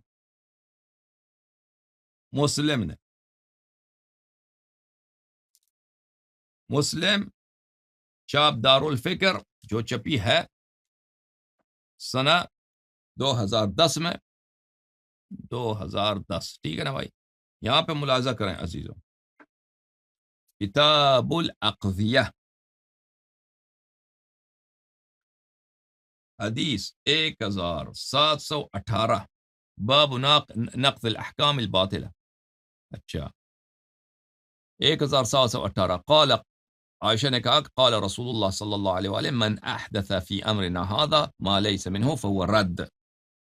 اور اگلا والا بھی یہی ہے، من عمل عملا لیس علیہ امرنا فهو رد. جو شخص وہ کام بجا لائے جس پہ ہمارا حکم نہیں ہے تو وہ مردود ہے، وہ قابل قبول نہیں ہے.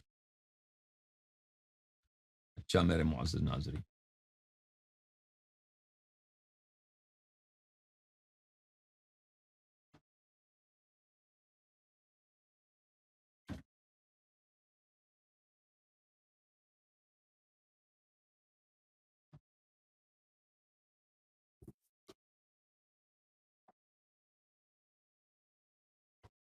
ملاحظہ فرمائیے یہ کتاب ہے مسلم بشرح النووی چاپ دار الفکر المجلد السادس. یہاں یہ کتاب چھپی ہے سنہ 1429 2008 میں دارالفکر بیروت لبنان میں. اسی حدیث کی شرح میں بلی من احدث فی امرنا هذا ما ليس منه فهو رد، من عمل عملا ليس عليه امرنا فهو رد. اس کی شرح میں فرماتے ہیں قال اہل العربیہ الرد هنا بمعنى المردود. رد سے مراد کیا ہے؟ مردود. فهو رد یعنی فهو مردود. جو شخص اس دین میں بدعت داخل کرتا ہے وہ مردود ہے. ہاں مردود ہے. تو جس کو رسول صلی اللہ علیہ وسلم نے مردود کیا، جس کو قرآن نے تکفیر کیا، تو وہ مسلمان کیسے ہو سکتا ہے؟ بھائی ہو سکتا ہے؟ نہیں. اچھا، وهذا الحدیث قاعدة عظیمة من قواعد الاسلام. یہ حدیث جو ہے ایک بہت عظیم قاعدہ ہے، بہت عظیم پرنسپل ہے اسلام کے پرنسپلز میں سے. وهو من جوامع کلمہ صلی اللہ علیہ وآلہ. یہ جوامع الکلم میں سے. جوامع الکلم کیا بولتے ہیں؟ معنی، الفاظ مختصر، معانی بے حد زیاد. یہ رسول پاک صلی اللہ علیہ وسلم کے معجزات میں سے فرمایا اعطیت جوامع الکلم، اللہ نے مجھے جوامع الکلم دیا. جوامع الکلم کیا؟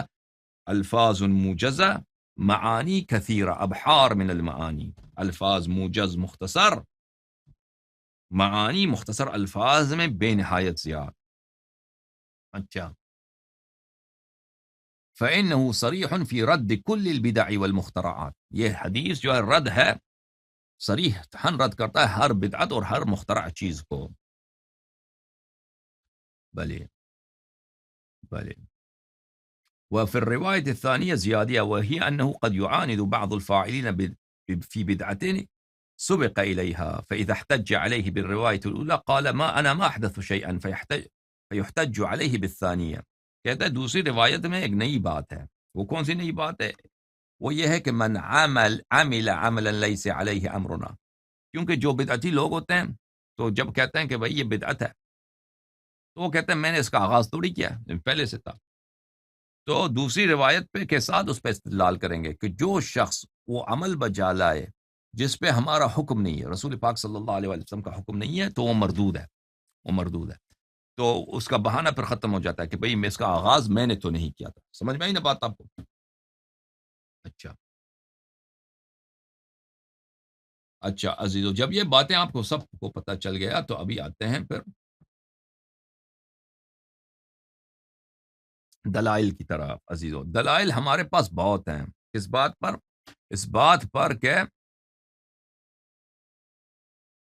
پر کہ تراویح جو ہے بدعت ہے. دلائل ہمارے پاس بہت ہیں. تو دلیل نمبر 1 عزیز، دلائل یا کی بعد دیگرے آپ کی خدمت میں عرض کریں گے. دلیل نمبر 1 تراویح بدعت. ٹھیک ہے نا، تراویح بدعت. اور مولویو حاضر ہو مولویو، او جماعت عمریہ کے علماء کرام حاضر ہو. تراویح پڑھنے سے واپس آ گئے ہو؟ سنائیں سمجھائیں آپ کو.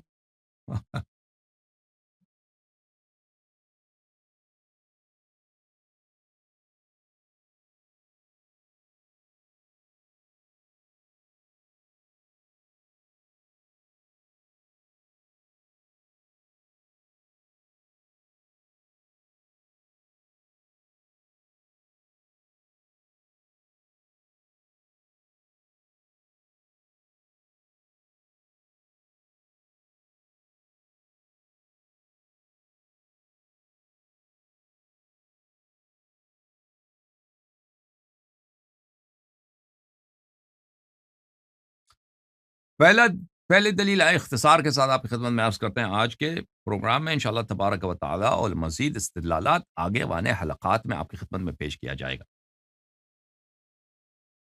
پہلا دلیل یہ ہے عزیزوں کہ جماعت عمریہ نے خود اپنی کتب میں بوضوح صحیح اسانید کے ساتھ روایت کیا ہے کہ رسول پاک صلی اللہ علیہ وآلہ وسلم کے زمانے میں کوئی تراویح نہیں.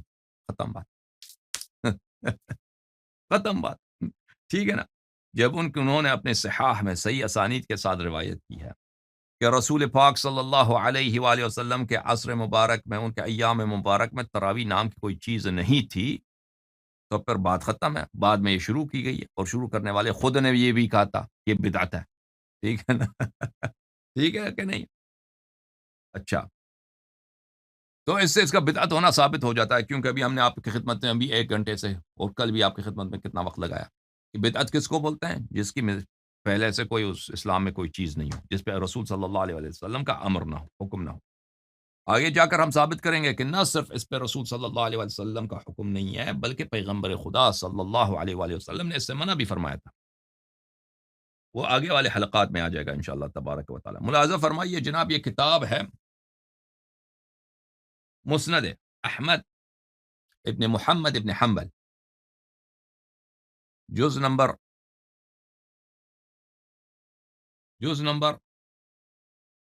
7، تحقیق ہے شیخ احمد محمد شاکر کی، چاپ دار الحدیث القاہرہ. کتاب چھپی ہے سن 1995 میں قاہرہ مصر میں. ملاحظہ فرمائیے اس کتاب میں عزیزو صفحہ نمبر 582 میں، حدیث نمبر 7868 میں، حدیث نمبر 7868، شیخ احمد محمد شاکر صاحب نے فرمایا اسنادہ صحیح. اس کی سند صحیح. اس کی سند کیا ہے؟ سند صحیح ہے. حدیث کا متن کیا ہے عزیزو؟ حدیث کی متن یہ ہے ان ابی ہریرہ نے کہا سمعت رسول اللہ صلی اللہ علیہ وآلہ وسلم یرغب الناس فی قیام رمضان.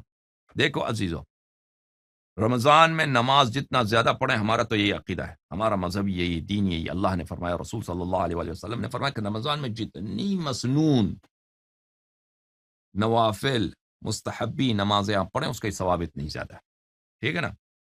یہاں پہ میں آپ کی خدمت میں عرض کروں، یہ ایک نقطہ کو اچھی طرح یاد رکھیے، ایک نقطہ کو اچھی طرح یاد رکھیے کہ نماز، اس کا ہم مخالف نہیں ہے کہ رمضان میں آپ نماز پڑھیں.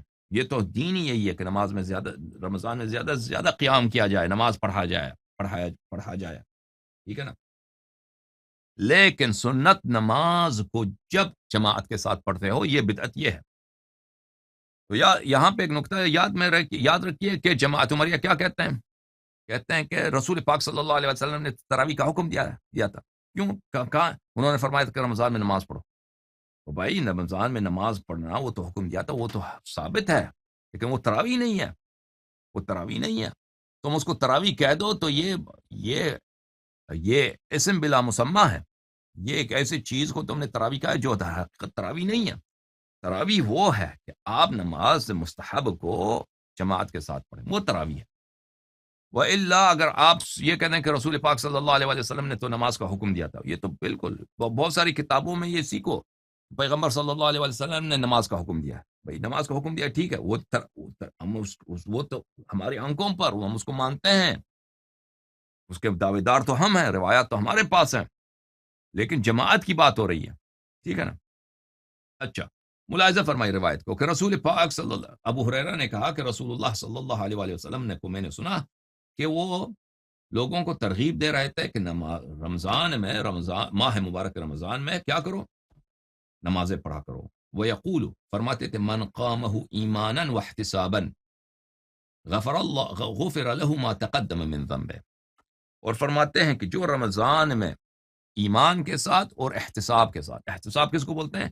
یعنی انسان کی نیت یہ ہو کہ میرا اجر اللہ کے نزدیک ہے، میں روزہ رکھتا ہوں، میں نماز پڑھتا ہوں، میں قرآن پڑھتا ہوں، احتساباً میرا یہی ہے کہ یہ اللہ کی نظر سے یہ ساقط نہیں ہوگا. اللہ تعالیٰ ہر چیز کا حساب رکھتا ہے، تو یہ اللہ کے حساب میں رہے گا، روز قیامت مجھے اس کا اجر ملے گا، دنیا میں بھی میں ہو سکتا ہے اجر ملے. ٹھیک ہے نا؟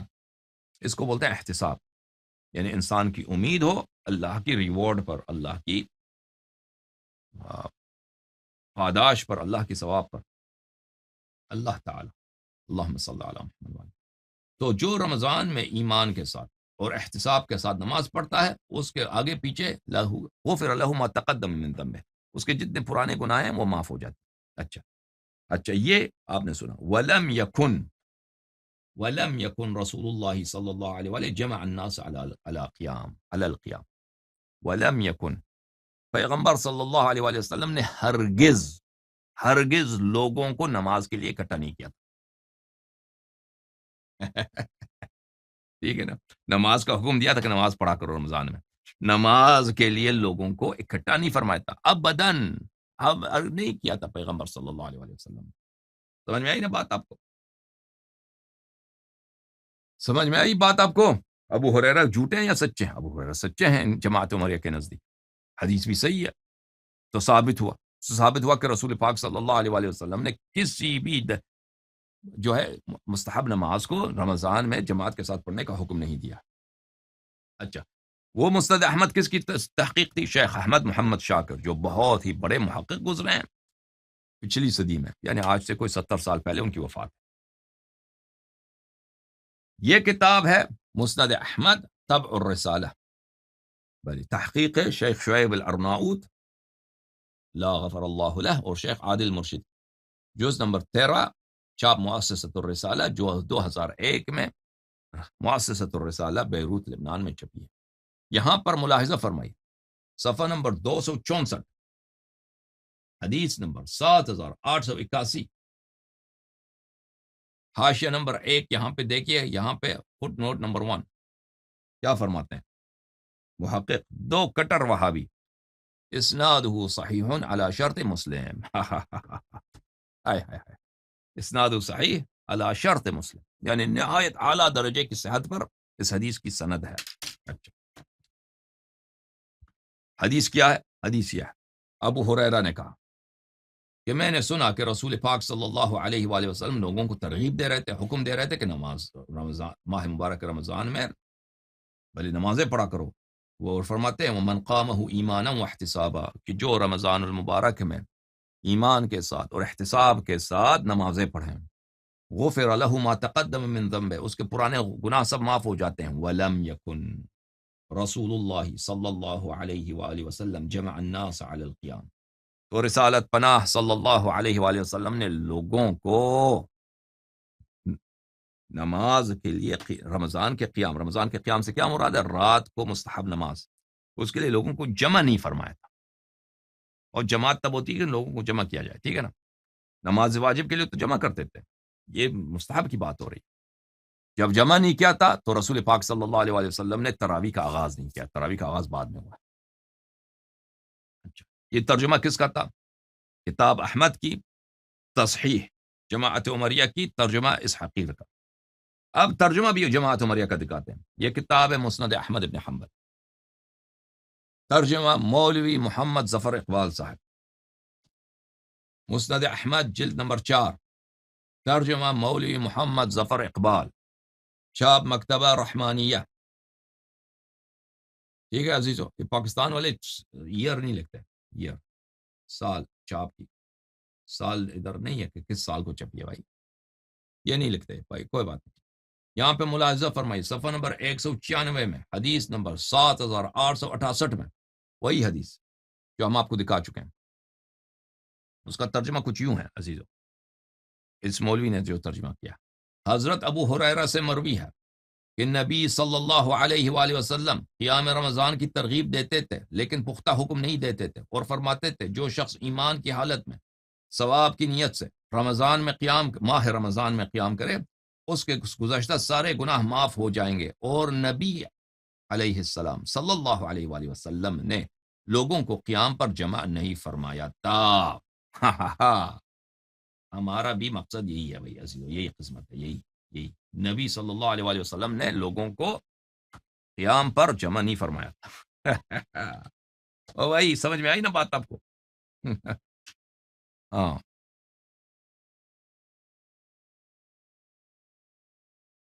شیعہ لوگ جو ہیں پریشان ہو گئے بھائی، ہمارے شیعہ بھائی سب پریشان ہیں۔ یہ مولوی بدعت کی جب بات کرتے ہیں تو شیعوں کو چھوڑ دو، شیعوں کو چھٹی دے دو، ٹھیک ہے نا؟ شیعوں کو چھٹی دے دو۔ او بھائی تم کب سے شیعہ بناؤ؟ وہ بدعتی شیعہ ہوتا ہی نہیں ہے۔ کیوں؟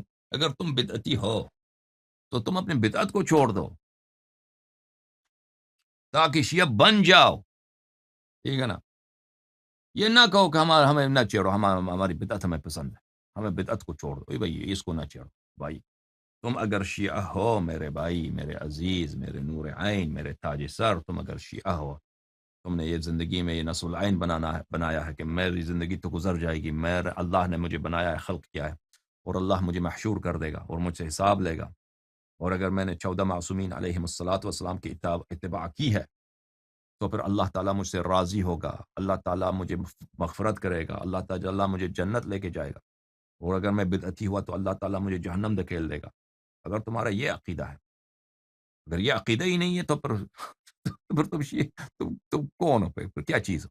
اگر عقیدہ یہی ہے تو یہ نہ کہو کہ مجھے میری بدعت کو نہ بتاؤ کہ یہ بدعت ہے، مجھے بدعت کی حالت میں رہنے دو، یہ نہ کہو، بلکہ میرا شکریہ ادا کرو، اللہ یار تیرا بہت شکریہ کہ تم نے مجھے سکھایا، وإلا میں جہنم جاتا، میں جہنمی ہوتا، تو نے مجھے بیدار کیا، تجھے مجھے نجات دی، ٹھیک ہے نا؟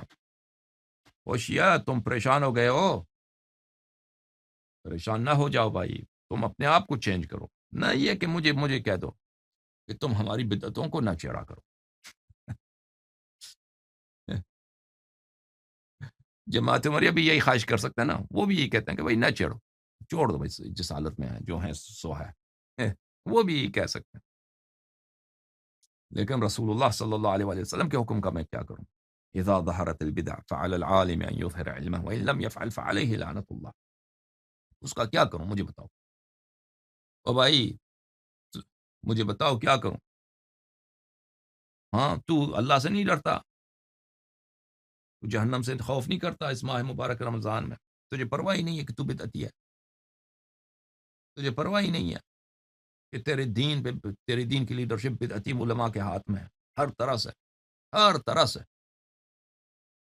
تجھے علم نہیں ہے، تجھے پتہ نہیں ہے، تیرے دین کے جو تورے طائفے کے جو لیڈرز ہیں ان کے عقائد کفریاں ہیں، تجھے اس پر اس کا درد ہی نہیں ہے، تمہیں احساس ہی نہیں ہے، میں کیا کروں یار، مجھے بتاؤ میں اپنے قوم کو کس طرح بیدار کروں، اس قوم کو کس طرح بیدار کروں، ان کے لیے نکتے مارو، نکتے لگاؤ، جھوٹ کے اور غلو کے، امیر المومنین علیہ السلام کو اللہ بناؤ، زمین و آسمان کا خالق بناؤ، ٹھیک ہے نا، اور جماعت عمریہ پہ طنز مارو تو ان کو یہ خوش ہو جائیں، یہ داد دے،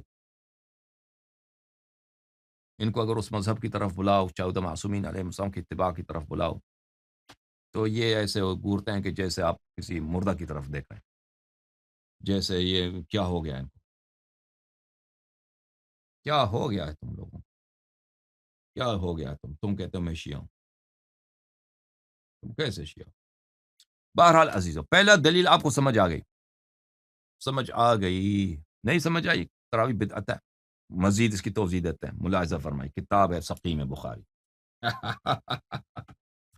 پریشان نہ ہونا، بخار نہ آ جائے کہیں آپ کو، بخاری چابدار احیاء تراث العربی، چھپی ہے سنہ 2001 میں، ملاحظہ فرمائی یہاں پر صفحہ نمبر 351 میں، کتاب التراویح، کتاب کون سی ہے؟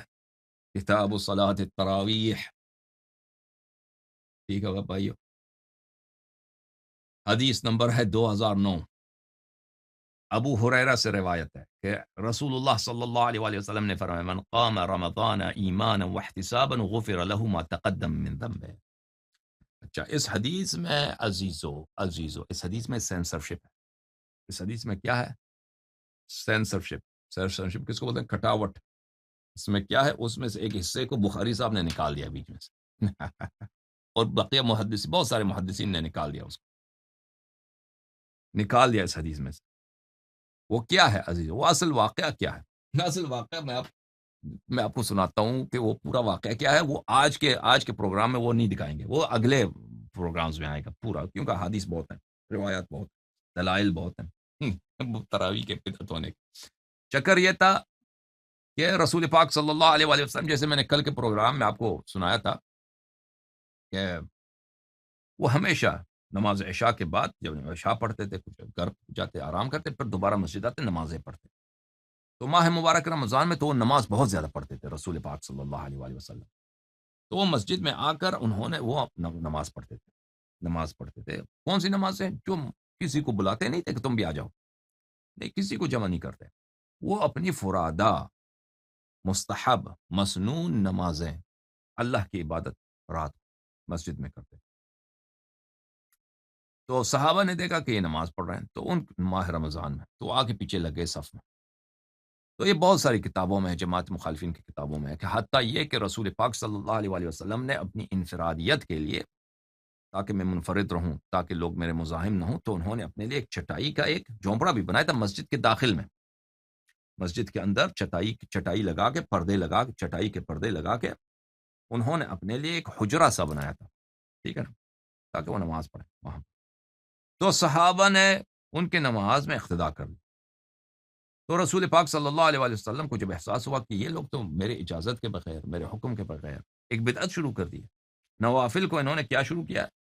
نوافل کو انہوں نے شروع کیا، نوافل کو پڑھنے کے لیے، نوافل کو جماعت کے ساتھ پڑھنا شروع کیا، تو رسول پاک صلی اللہ علیہ وآلہ وسلم نے اپنی نماز توڑ دی، نماز بیچ میں نماز کو ختم کر دی، امام، اب دیکھیں آپ کسی مسجد میں جائیں، امام جماعت نماز پڑھ رہا ہے، ایک دفعہ نماز توڑ دے، مثلا پڑھ رہا ہے وہ بھائی رکوع میں ایک دفعہ بیٹھ جائے، بھائی ادھر ادھر دیکھ رہا ہے، فون کو نکال کے فون کر رہا ہے کسی، جماعت تو ٹوٹ گیا نا، یا مثلا چہل قدمی شروع کر دے، یا مثلا وہاں سے اٹھ کے جا کے لیٹرین چلا جائے امام جماعت، نماز توڑنے کے مختلف طریقے ہوتے ہیں، تو رسول پاک صلی اللہ علیہ وسلم نے نماز توڑ دی، اور اس طرح ان کو سمجھا دیا، سب کو بتا دیا کہ یہ بدعت ہے، یہ بدعت ہے، نہ کیا، تو اگلے رات کو پھر یہی کام ہوا، رسول پاک صلی اللہ علیہ وسلم نے پھر اپنی نماز توڑ دی.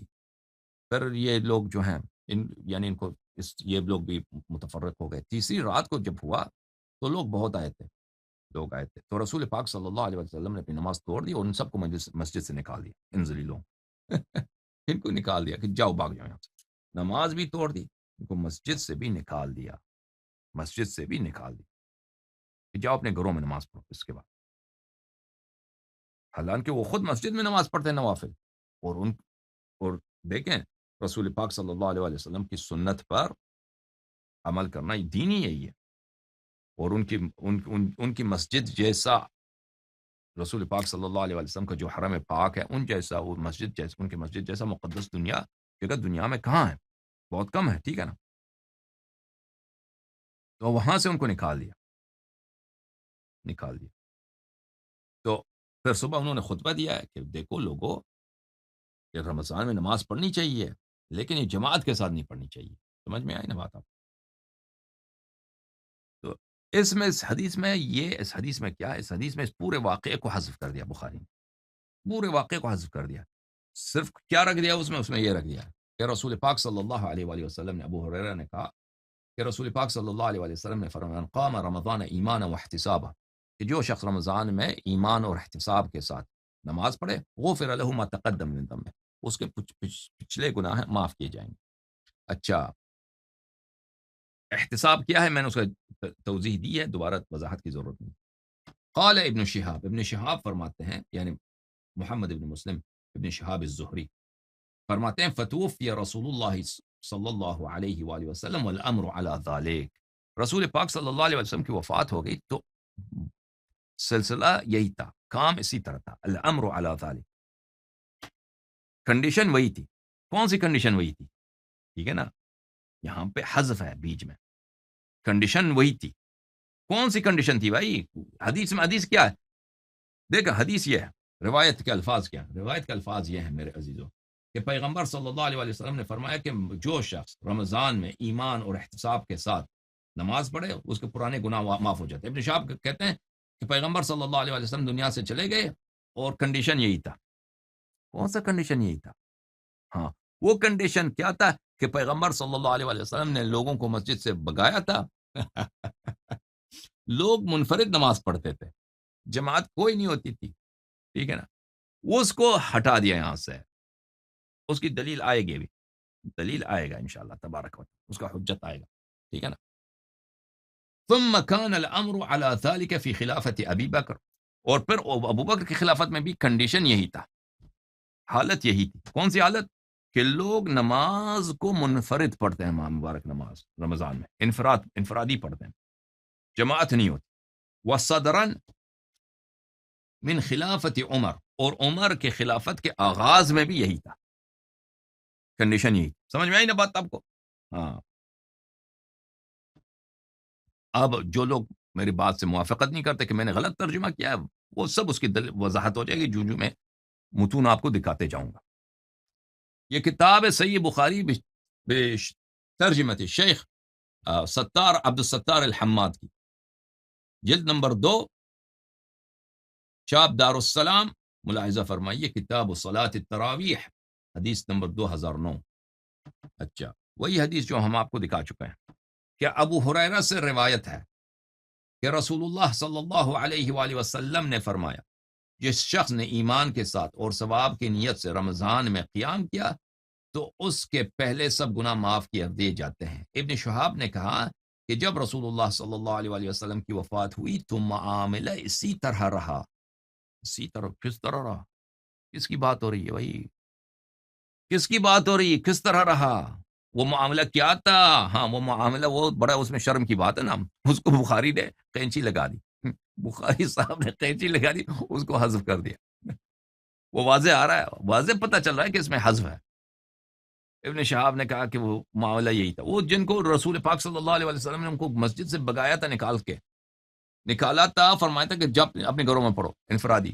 انہوں نے بدتمیزی کی تھی نا، پیچھے آ کے رسول پاک صلی اللہ علیہ وسلم کی جماعت بنائی، اس کی بات ہو رہی ہے. پھر ابو بکر کے خلافت کے دور خلافت اور عمر کے ابتدائی دور خلافت میں بھی حال یہی رہا، یعنی جماعت شماعت کچھ بھی نہیں تھا، جماعت شماعت کچھ بھی نہیں تھا. ہاں اچھا میرے محترم ناظرین، یہ کتاب ہے مسلم، چاپ دار الفکر، بیروت لبنان میں چھپی ہے سنہ 2003 میں. ملاحظہ فرمائیے صفحہ نمبر 348، کتاب صلاة المسافرین وقصرها، باب الترغیب فی قیام رمضان وهو التراویح.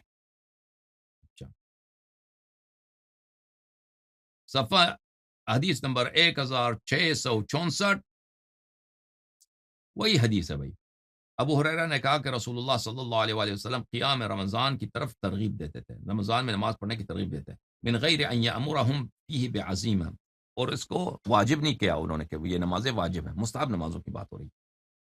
فیقول فرماتے تھے من قام رمضان ایمانا واحتسابا غفر له ما تقدم من ذنبه، ترجمہ کر چکے ہیں اس کی ضرورت نہیں. فتوفی، بس رسول اللہ صلی اللہ علیہ وآلہ وسلم کی وفات ہو گئی. والامر علی ذلک، معاملہ یہی تھا، کنڈیشن یہی تھی، حالت یہی. کون سی حالت؟ بتایا نا کہ یہاں پر وہ حالت کیا ہے. حالت سے مراد ہے کہ نماز کو منفردن پڑھا جاتا تھا، جماعت نہیں ہوتی. ثم كان الامر على ذلك في خلافت ابی بکر، ابو بکر کی خلافت میں بھی یہ حالت تھی. وصدرا من خلافت عمر على ذلك، اور عمر کی خلافت میں بھی یہی حالت تھی. سمجھ میں آئی نا بات آپ کو عزیزو؟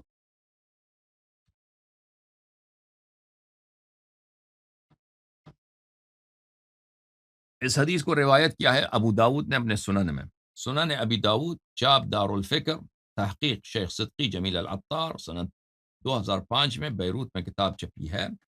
باب فی قیام شہر رمضان، صفحہ نمبر 259، حدیث نمبر 1371، وہی روایت وہی الفاظ.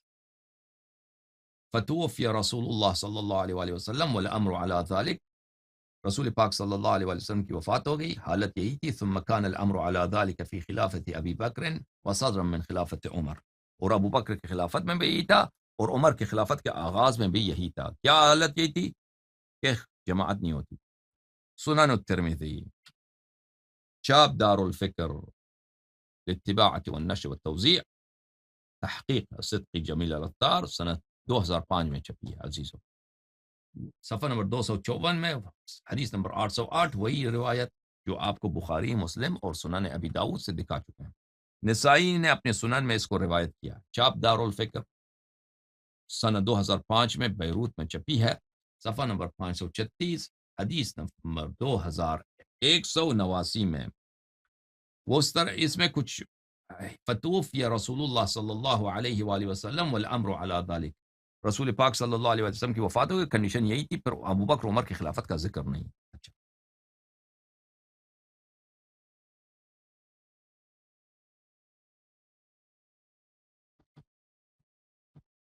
عزیزو، یہ کتاب ہے مسند اسحاق ابن راہوی، مسند عائشہ، جز نمبر 2، چاپ مکتبۃ الایمان المدینہ المنورہ، جز الثانی. یہ کتاب چھپی ہے سنہ 1990 میں. اس کتاب میں ملاحظہ فرمائیے صفحہ نمبر 304 میں یہ حدیث کی ابتدا ہے، پھر اس میں آتے ہیں حدیث کے آخر میں صفحہ نمبر 305 میں. ملاحظہ فرمائیے یہاں پہ انہوں نے ذکر کیا ہے فَكَانَ يُرَغِّبُهُمْ فِي قِيَامِ اللَّيْلِ، رسول پاک صلی اللہ علیہ وآلہ وسلم لوگوں کو حکم دیتے تھے کہ نماز رمضان میں رات کو نماز پڑھا کرو. من غیر ان یامرہم بعزیمت امر، اور رسول پاک صلی اللہ علیہ وآلہ وسلم ان کو لیے واجب نہیں کیا تھا، کہتے تھے کہ پڑھا کرو، اس میں ثواب ہے. ویقول، فرماتے تھے من قام لیلۃ القدر ایمانا واحتسابا غفر له ما تقدم من ذنبه، فرماتے تھے کہ جو لیلۃ القدر کو، شب قدر کو نماز پڑھے ایمان اور احتساب کے ساتھ، اس کے سب گناہ معاف ہو جاتے ہیں. اچھا، فتوفی رسول اللہ صلی اللہ علیہ وآلہ وسلم والامر علی ذلک، رسول پاک صلی اللہ علیہ وآلہ وسلم کی وفات ہو گئی، کنڈیشن یہی تھی. ثم كان ذلك حتى كان في خلافت ابی بکر وصدرا من خلافت عمر، پھر کنڈیشن یہی رہا ابو بکر کی خلافت میں بھی، اور حالت یہی رہی عمر کی خلافت کے آغاز میں بھی. پھر کیا کہتے ہیں حتی جمعہم، یہ بخاری نے یہ سب کاٹ دیے تھے نا، حتی جمعہم عمر علی ابی بن کعب، پھر عمر نے پہلی دفعہ کس نے جمع کیا ان کو؟ عمر نے جمع کیا تھا، عمر نے ان کو جمع کیا تھا اور ان کا امام بنایا تھا کس کو؟ ابئی کو، ابئی کو ان کا امام بنایا تھا، ان سے تراویح پڑھوایا تھا. فقام بهم فی رمضان، پھر عمر نے ان سے رمضان تراویح اس طرح پڑھوایا تھا. فکان ذلك اول اجتماع الناس، اول اجتماع، سب سے پہلے جو تراویح ہوئی ہے وہی ہے اول، نمبر 1. سب سے پہلی دفعہ رسول پاک صلی اللہ علیہ وسلم کے زمانے میں نہیں تھا، عمر کے زمانے، ابو بکر کے زمانے میں بالکل نہیں تھا، عمر کے خلافت کے آغاز میں بھی نہیں تھا. پھر عمر نے ان کو جمع کیا کہ بھئی جماعت کر دو، تراویح کر دے بنا دی ان کے لیے. پر یہ کیا تھا؟ فکان ذلك اول اجتماع الناس على قارئ واحد فی رمضان. پھر یہی پہلی جماعت یہی کہ ایک امام کے پیچھے سب کھڑے ہو جاتے ہیں کہ وہ ان کا امام ہے، وہ قرات کر رہا ہے اور پیچھے دوسرے نماز پڑھ رہے ہیں. ٹھیک ہے نا؟ اچھا، یہ احادیث ہم نے آپ کو بخاری سے، مسلم سے اور دوسری کتب سے آپ کو دکھایا. شاید آپ شک کرتے ہوں گے کہ اللہ یاری صاحب کی جو شرح ہے وہ درست نہیں ہے. مسلم جو محمد ابن مسلم ابن شہاب الزہری نے جو کہا کہ فتوفی رسول اللہ صلی اللہ علیہ وآلہ وسلم والامر علی ذلک، رسول پاک صلی اللہ علیہ وآلہ وسلم کی وفات ہو گئی اور حالت یہی تھی. حالت یہی تھی. میں نے کیا شرح کیا اس کا؟ میں نے کہا کہ وہاں پہ کوئی جماعت نہیں تھا، لوگ منفرد نماز پڑھتے تھے، فرادہ پڑھتے تھے. شاید جماعت عمر یہ کہیں گے کہ بھئی آپ نے دکھا تو دیا ابن اسحاق کا، لیکن ابن وہ جو ہے زہری کی جو بات ہے اس کی شرح وہ آپ نے اپنے جیب سے شرح نکالی ہے. آپ نے جو ہے نا اس کے لیے کوئی دلیل نہیں دکھایا. دلائل اس کے بہت ہیں، کچھ دلائل آج اور بقیہ دلائل جب اگلا شو ہوگا تراویح پر. ملاحظہ فرمائیے. شرح مسلم للقاضی عیاض الیحسبی، اس کا نام ہے اکمال المعلم بفوائد مسلم، الجزء الثالث، چاپ سنہ 1998، دار الوفا للطباعة والنشر والتوزیع. یہاں پہ ملاحظہ فرمائیے، صفحہ نمبر 113 میں حدیث نمبر 174. وہی ہم حدیث جو پڑھ چکے ہیں نا، حدیث تو آپ کو دکھا چکے ہیں مسلم سے، فتوفی رسول اللہ صلی اللہ علیہ وآلہ والامر علی ذلک. اس کی شرح میں مسلم وہ کیا فرماتے ہیں؟ وقولہ، مسلم کی جو روایت ہے کہ ابن شہاب نے کہا فتوفی رسول اللہ صلی اللہ علیہ وآلہ والامر علی ذلک، رسول پاک صلی اللہ علیہ وآلہ وسلم کی وفات ہو گئی اور لوگوں کی حالت وہی تھی. ثم كان الامر على ذلك في خلافة ابی بکر وصدرا من خلافت عمر، اور یہی کنڈیشن باقی رہا ابو بکر کی خلافت میں بھی اور عمر کی خلافت کے آغاز میں. اچھا، کیا کہتا ہے؟ یریدو، اس کا ارادہ یہ ہے، اس کا مقصد یہ ہے ابقاء الامر علی صلاتہم، کہ لوگ اپنی نماز پڑھتے تھے، وانما متفرقین، لیکن متفرق جماعت میں نہیں، متفرق، ووحدانا فی بیوتہم، اور اکیلے اپنے گھروں میں پڑھتے تھے. حتی جمعہم عمر بعد علی القاری، ہاں، اور یہ سلسلہ رہا جب کہ عمر آیا، پھر عمر نے ان کو ایک ہی امام جماعت پہ، قاری سے مراد امام جماعت، ایک ہی امام جماعت پہ ان سے جماعت پڑھوا دیا. ٹھیک ہے نا؟ صحیح ہے، وہ آ گیا نا کہ بخاری نے بھی روایت کیا، مسلم نے بھی روایت کی، نسائی نے بھی روایت کی، ترمذی نے بھی روایت کیا، اور ابن ماجہ، سب نے روایت کی. سب کو ہم نے آپ کو دکھا دیا. ٹھیک ہے بھائی. صحیح ہے مسلم بشرح یحیی بن شرف النووی الجزء السادس، چاپ دار الفکر، صفحہ نمبر 34. یہاں پر وہی حدیث جو ہم آپ کو دکھا چکے ہیں مسلم سے. ٹھیک ہے نا؟ اس کی شرح میں نووی صاحب فرماتے ہیں یہ بہترین شروح میں سے جو مسلم پہ لکھی گئی ہیں.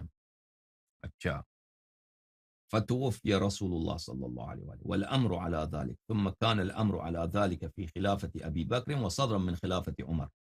رسول پاک صلی اللہ علیہ وآلہ وسلم کی وفات ہو گئی، کنڈیشن یہی رہا. ابو بکر کی خلافت میں بھی کنڈیشن یہی رہا، اور عمر کی خلافت کے آغاز میں بھی کنڈیشن یہی تھا. وہ کیا، کس کنڈیشن کی بات ہو رہی بھائی؟ معناہ استمر الامر هذه المدہ، اس کا معنی یہ ہے کہ مستمر رہا، کنٹینیوسلی رہا، جاری رہا، مستمر رہا. جو کنڈیشن تھا اس مدت میں علی ان کل واحد یقوم رمضان فی بیتہ منفردا، کہ ہر شخص اپنے گھر میں رمضان کو فردن منفردن پڑھتا تھا۔ امر سے کیا مراد ہے؟ کان الامر علی ذلک، رسول پاک صلی اللہ علیہ وسلم وفات ہو گئی، کنڈیشن یہی تھی، حالت یہی تھی۔ وہ حالت کیا ہے؟ حالت یہ ہے کہ لوگ اپنے گھر میں، کیونکہ پیغمبر صلی اللہ علیہ وسلم نے ان کو مسجد سے بگایا تھا، ان کو مسجد سے ذلیل کر کے نکالا تھا، ٹھیک ہے نا، ان کو نکال دیا تھا بھائی کہ جاؤ اپنے گھروں میں پڑھو، تو یہ لوگ اپنے گھروں میں منفرد پڑھتے تھے۔ اچھا،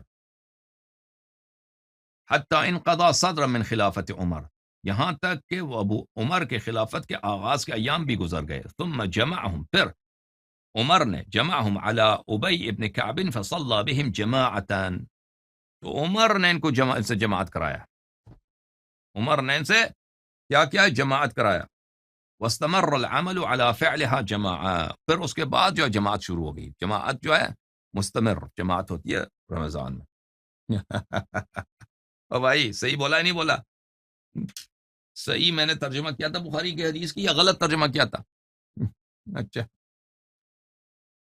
ملاحظہ فرمائیے، منار القاری شرح مختصر صحیح البخاری تعلیف الشیخ حمزہ محمد قاسم، الجزء الثالث، چاپ مکتبۃ الدار البیان، بیروت میں سن 1990 میں یہ کتاب چھپی ہے۔ آپ کو لیے کہ چلتے ہیں، اس کتاب میں صفحہ نمبر 241 میں عزیزوں بخاری کی شرح، باب فضل قیام رمضان، باب فضل قیام رمضان، کہ ابن شہاب نے کہا کہ رسول پاک صلی اللہ علیہ وآلہ وسلم وفات پا گئے، والامر علی ذالک الی آخری، اس کی شرح میں وہ فرماتے ہیں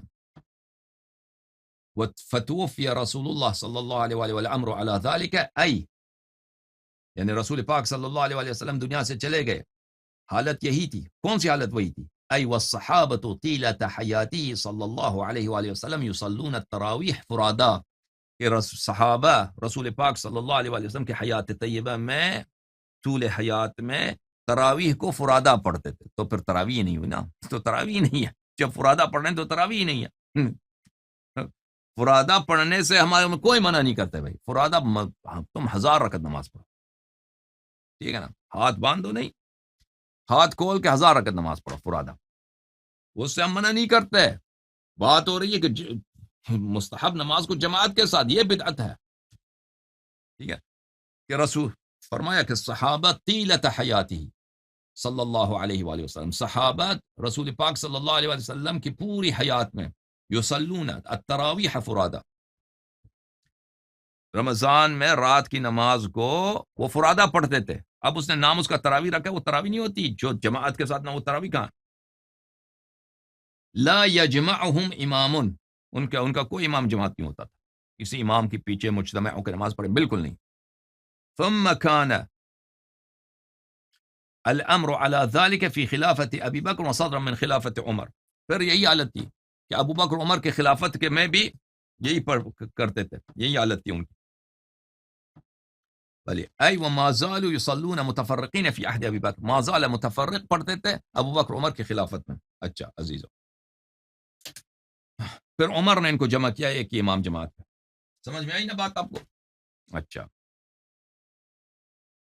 اب مزید آپ کی خدمت میں پیش کریں دلیل، ملاحظہ فرمائیں، کتاب فتح الباری بشرح سقیم البخاری، تعلیف الحافظ علی بن احمد بن علی بن حجر العسقلانی، جز نمبر 4، چاپ مکتبۃ السلفیہ، یہاں پہ ملاحظہ فرمائی، صفحہ نمبر 250، کتاب التراویح۔ ان کا جو ہے نا، ان کا بڑا شعر یہ ابن حجر ہے۔ جماعت عمریہ کا بڑا شعر جو ہے روایات احادیث میں کون ہے؟ ابن حجر ہے۔ اس کے منہ میں حجر، ابن حجر۔ دیکھو ابن حجر بھی یہی اعتراف کرتا ہے، کتاب التراویح، کتاب صلاۃ التراویح، حدیث 2009، قال ابن شہاب، ابن شہاب کے الفاظ کہ رسول پاک صلی اللہ علیہ وسلم کی وفات ہو گئی، والناس علی ذلک، لوگوں کی حالت وہی تھی، ثم كان الامر على ذلك في خلافت ابی بکر وصدرا من خلافت عمر، لوگوں کی یہی حالت تھی ابو بکر کی خلافت میں اور عمر کی خلافت میں۔ حالت سے کیا مراد ہے بتاؤ ہمیں، یا ابن حجر فرماتے ہیں صفحہ نمبر اگلے صفحہ 252 میں، قال ابن شہاب فتوفی والناس وفی روایت کشمیہنی، کشمیہنی جو ہے بخاری کے روات میں سے ایک راوی ہے کشمیہن. کشمیہن ایک علاقہ تھا پہلے زمانے میں، خراسان میں، تو موجودہ ترکمانستان میں پڑتا ہے کشمیہن. وہاں سے بہت علماء آئے ہیں وہاں، لیکن اب وہ بالکل برباد ہو چکا ہے، وہ اس کے کوئی آثار نہیں. کشمیہن کوئی جگہ اب دنیا میں نہیں ہے، ٹھیک ہے نا. والامر، کشمیہنی کے روایت میں والامر علی ذلک، دوسرے نسخے میں والناس علی ذلک علی کل حال، ای علی ذلک، لوگوں کی یہی کنڈیشن تھی. کون سی کنڈیشن؟ علی ترک الجماعہ فی التراویح. ہاں رسول پاک صلی اللہ علیہ وسلم کے زمانے میں، ابو بکر کے زمانے میں اور عمر کے خلافت کے آغاز میں لوگوں کی کنڈیشن کیا تھی؟ ترک الجماعہ فی التراویح. کوئی جماعت نہیں ہوتی تھی، نماز فرادہ پڑھتے تھے. اب اس فرادہ نماز کو یہ ابن حجر جو ہے تراویح بولتا ہے. بھائی فرادہ نماز تم تراویح اس کا نام رکھ دو، یہ کوئی حدیث روایت تو ہے نہیں کہ اس کا نام تراویح ہونی چاہیے. تو وہ بھی تمہاری بدعات میں سے ایک بدعت ہے، تم نے نماز کا نام اپنی جیب سے رکھ دیا، ٹھیک ہے. لیکن بہرحال تراویح رکھ دو. بات یہی ہے کہ یہ جماعت نہیں ہوتی تھی، ختم بات، ہمارا مطلوب ثابت ہے. پھر کیا کہتے ہیں؟ وَلَمْ يَكُنْ رسول اللہ صلی اللہ علیہ وسلم جمع الناس علی القیام. جو روایت ہے احمد کی، اس نے زہری سے روایت کی ہے. حدیث میں یہ ہے کہ رسول پاک صلی اللہ علیہ وسلم نے، ٹھیک ہے نا، زہری نے جو روایت کی ہے ابو ہریرہ سے، اس کی روایت میں کیا، میں نے روایت دکھا دیا نا کہ روایت مسند احمد سے صحیح سند بشرط مسلم صحیح سند کے ساتھ، اس میں یہ بھی ہے، ابو ہریرہ کے بھی الفاظ ہیں کہ رسول پاک صلی اللہ علیہ وسلم نے لوگوں کو نماز کے لیے جمع نہیں فرمایا تھا. لوگوں کو رسول پاک صلی اللہ علیہ وسلم نے نماز کے لیے جمع نہیں کیا تھا، ٹھیک ہے، جمع نہیں کیا تھا. وہ صحیح سند بشرط مسلم ہے. اچھا، پھر کہتے ہیں کہ وَأَمَّا مَا رَوَاهُ ابن وہب نے روایت کی ابو ہریرہ سے کہ خرج رسول اللہ صلی اللہ علیہ وآلہ وَإِذَا النَّاسُ فِي رمضان يُصَلُّونَ فِي ناحیۃ المسجد. ابن وہب نے روایت کیا ہے کہ رسول پاک صلی اللہ علیہ وسلم مسجد آئے تو انہوں نے دیکھا کہ لوگ ایک مسجد کے ایک سائڈ پہ نماز پڑھ رہے ہیں. اچھا، فقال ما هذا، انہوں نے پوچھا یہ کیا ہو رہا ہے؟ فقیل الناس يصلي بهم ابی بن کعب. تو رسول پاک صلی اللہ علیہ وسلم نے پوچھا یہ کیا کر رہے ہیں؟ تو کہا کہ بھئی یہ ابی بن کعب کو نماز پڑھا رہے ہیں، یعنی تراویح پڑھا رہے ہیں. اچھا، فقال اصابوا ونعم ما صنعوا، تو انہوں نے فرمایا کہ یہ اچھا کام کر رہے ہیں، تو یہ ان کی کام بہت درست ہے، ٹھیک ہے نا. اچھا، ابن حجر کیا کہتے ہیں؟ ابن عبد البر نے اس حدیث کو روایت کی، وفیہ مسلم ابن خالد وهو ضعیف، یہ حدیث ضعیف طریقے سے. والمحفوظ، جو ثابت ہے، جو محفوظ کس کو بولتے ہیں؟ ثابت کو. والمحفوظ، جو ثابت ہے، ان عمر هو الذي جمع الناس على ابی بن کعب، کہ جس شخص نے لوگوں کو جماعت کے لیے جمع کیا تھا کہ جماعت کرو، اور امام جماعت ان کو ابی بنایا تھا. وہ کون ہے؟ وہ عمر ہے. اور جو صحیح حدیث ہے اس میں یہی ہے، کہ وَلَمْ يَكُنْ رسول اللہ صلی اللہ علیہ وسلم جمع الناس علی القیام، کہ رسول پاک صلی اللہ علیہ وسلم نے لوگوں کو نماز جماعت کے لیے رمضان میں جمع نہیں فرمایا تھا. صحیح ہو گیا بھائی؟ او بھائی طبیعت صاف ہو گئی نہیں ہوئی؟ جماعت ہو رہی کی طبیعت صاف. اس کے بعد یہاں پہ ٹائٹل لگو، طبیعت صاف اسپیچ، اللہ یاری صاحب کی ٹھیک ہے نا، طبیعت صاف اسپیچ، یعنی مخالفین کی طبیعت بالکل صاف.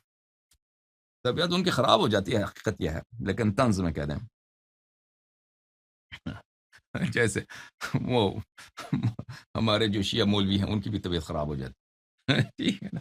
کہتے ہیں ہم بس آپ باقی آپ بات صحیح کہتے ہیں، صرف مجتہدین کو کچھ نہ کہیے. بھائی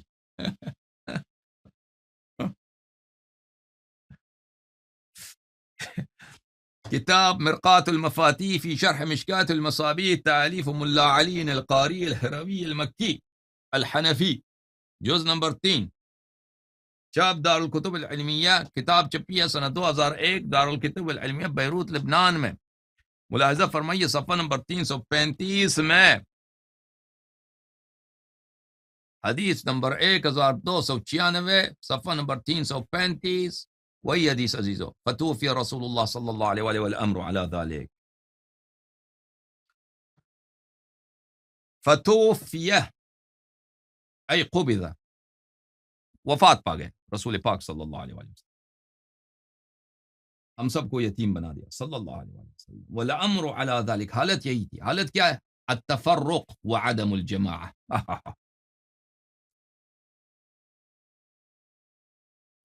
جب ان کی وفات ہو گئی ہے تو لوگوں کا کیا تھا؟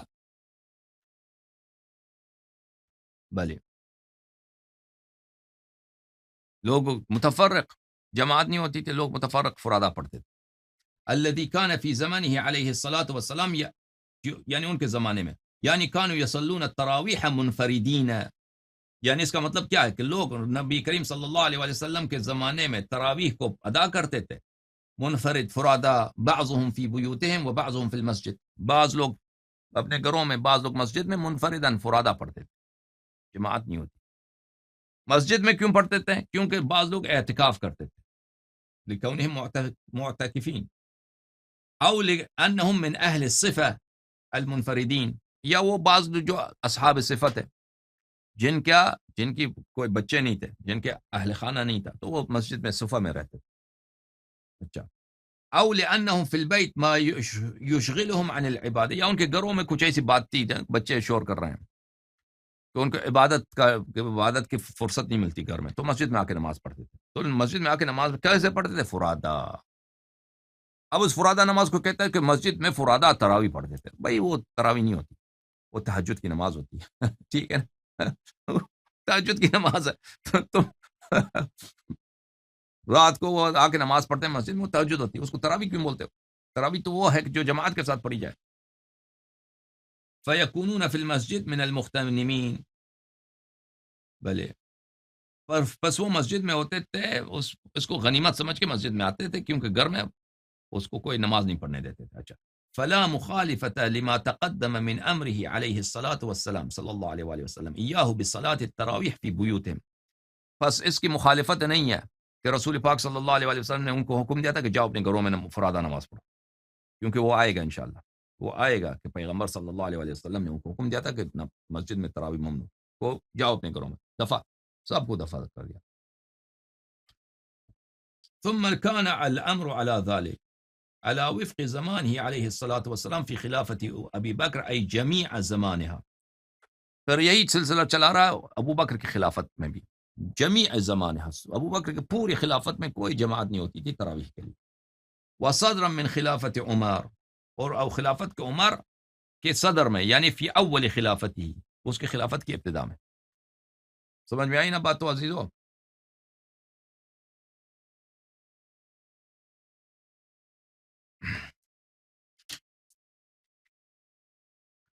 ملاحظہ فرمائی، کتاب المفاتیح فی شرح المصابیح، مشکات المصابیح کی شرح ہے المفاتیح، تعلیف الشیخ الحسین بن محمود بن الحسن الزیدانی المظہری الکوفی، متوفى سنة 727، المجلد الثانی، چاپ ادارت الثقافہ الاسلامیہ. اس کتاب میں جو چھپی ہے سنہ 2012 میں، آپ کو لے کے چلتے ہیں عزیزوں، صفحہ نمبر 295 میں، ملاحظہ فرمائی، حدیث نمبر 919، وہی حدیث ہے، فتوفی رسول اللہ صلی اللہ علیہ وآلہ والامر علی ذلک، قولہ والامر علی ذلک، رسول پاک صلی اللہ علیہ وآلہ وسلم کی وفات ہو گئی. کنڈیشن یہی تھی. کنڈیشن کون سی تھی؟ لم یکن الناس یقومون رمضان بالجماعت غیر الفریضہ، کنڈیشن یہی تھی، یعنی اس کا مراد یہ ہے کہ لوگ رمضان میں نماز جماعت سوائے فریضے کے، سوائے نماز واجب کے، کسی اور نماز کو جماعت کے ساتھ نہیں پڑھتے تھے رسول پاک صلی اللہ علیہ وسلم کے زمانے میں. صادرا من خلافت عمر، یعنی پھر خلافت عمر کی ابتدا میں. ثم خرج عمر، پھر عمر ایک رات کو آیا، فی خلافتی لیلۃ فی رمضان، اپنی خلافت میں رمضان کی ایک رات کو آیا ہے. فرأى الناس یصلون فی المسجد، اس نے دیکھا کہ لوگ مسجد میں نماز پڑھ رہے ہیں، منفردین فرادہ نماز پڑھ رہے ہیں، صلاۃ غیر صلاۃ الفریضہ، نافلہ نماز غیر فریضہ کو منفرد پڑھ رہے ہیں. فآمر أبي بن كعب وتميما الدارية ليصلي بالناس بالإمامة صلاة التراويح. تو اس نے اس وقت حکم دیا تھا ابی ابن کعب کو اور تمیم الداری کو جو ایک یہودی تھا مسلمان ہوا تھا. ٹھیک ہے تم لوگ آخر ان کو اس بدعت کی ابتدا کیا جائے. ٹھیک ہے نا, بدعت کا ابتدا ہوا تھا پھر اس وقت.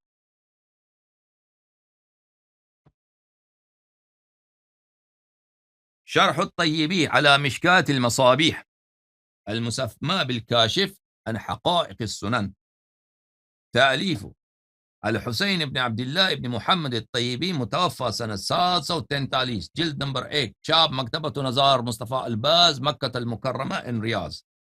سنہ 1997 میں ریاض میں یہ کتاب چھپی ہے. ملاحظہ فرمائیے حدیث نمبر 1296 وہی حدیث. والامر على ذلك شرح کیا شرح کرو بھائی. الامر على ذلك کنڈیشن یہی تھی أي على ما كانوا عليه من أنهم ما قاموا رمضان بالجماعة غير الفریضہ. کنڈیشن یہ تھی کہ وہ لوگ رمضان میں نماز جماعت سوائے نماز واجب نماز فریضے میں کسی نماز میں نماز جماعت نہیں ہوتی تھی رسول پاک صلی اللہ علیہ وسلم کے زمانے میں اور ابو بکر کے زمانے میں اور عمر کے خلافت کے ابتداء میں بھی. الى اول خلافت عمر. پھر عمر آیا, اس نے دیکھا کہ لوگ مسجد میں منفرد تراویح پڑھ رہے ہیں تو ان کو امر کیا, حکم دیا کہ تم ابئی کے پیچھے نماز پڑھو. ٹھیک ہے نا بھائی؟ او بھائی صحیح شرح کیا یا نہیں کیا؟ صحیح شرح کیا یا نہیں کیا بھائی؟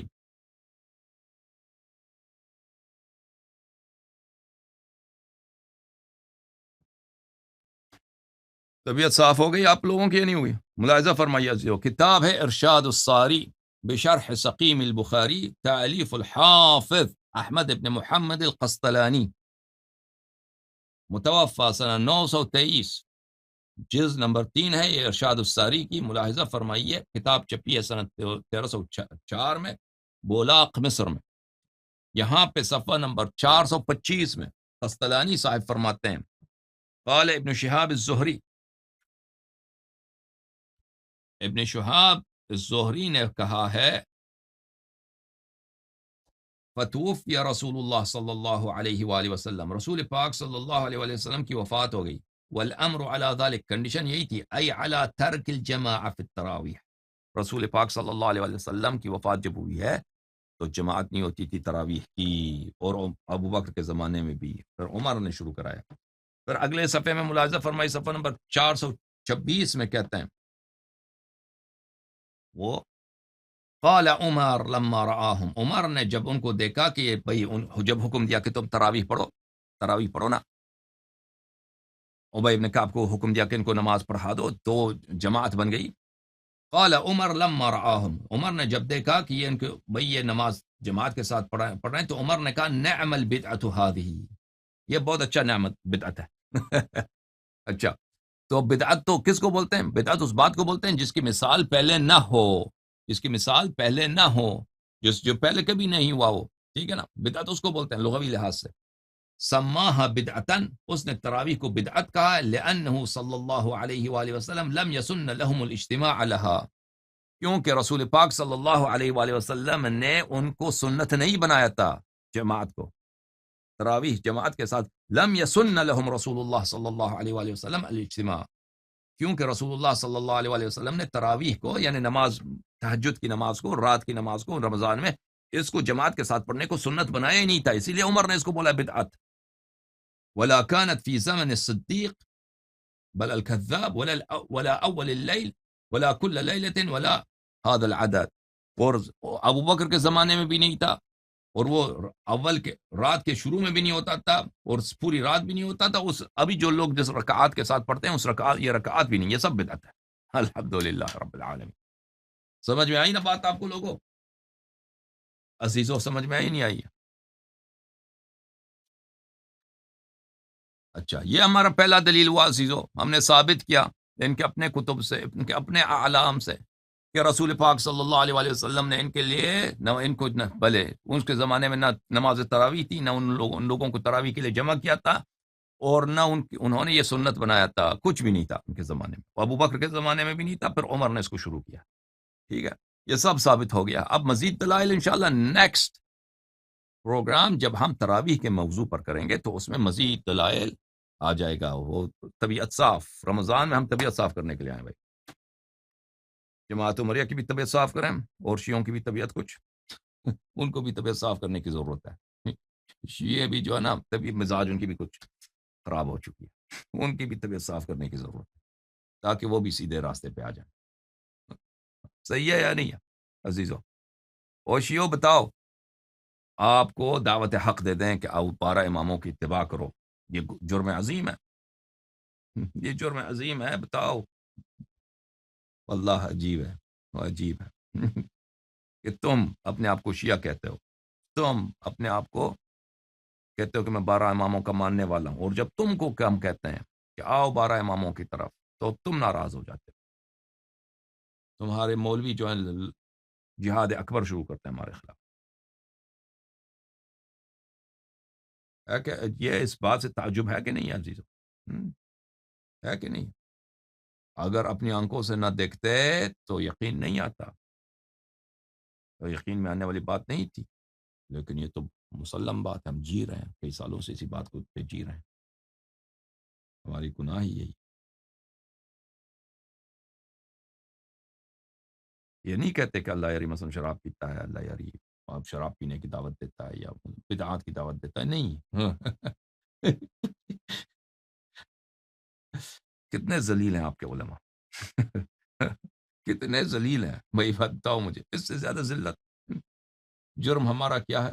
ہم نے کہا آ جاؤ ائمہ ابرار علیہ السلام کی اتباع کرو. یہ اس کو ہمارے لیے جرم بنا دیا.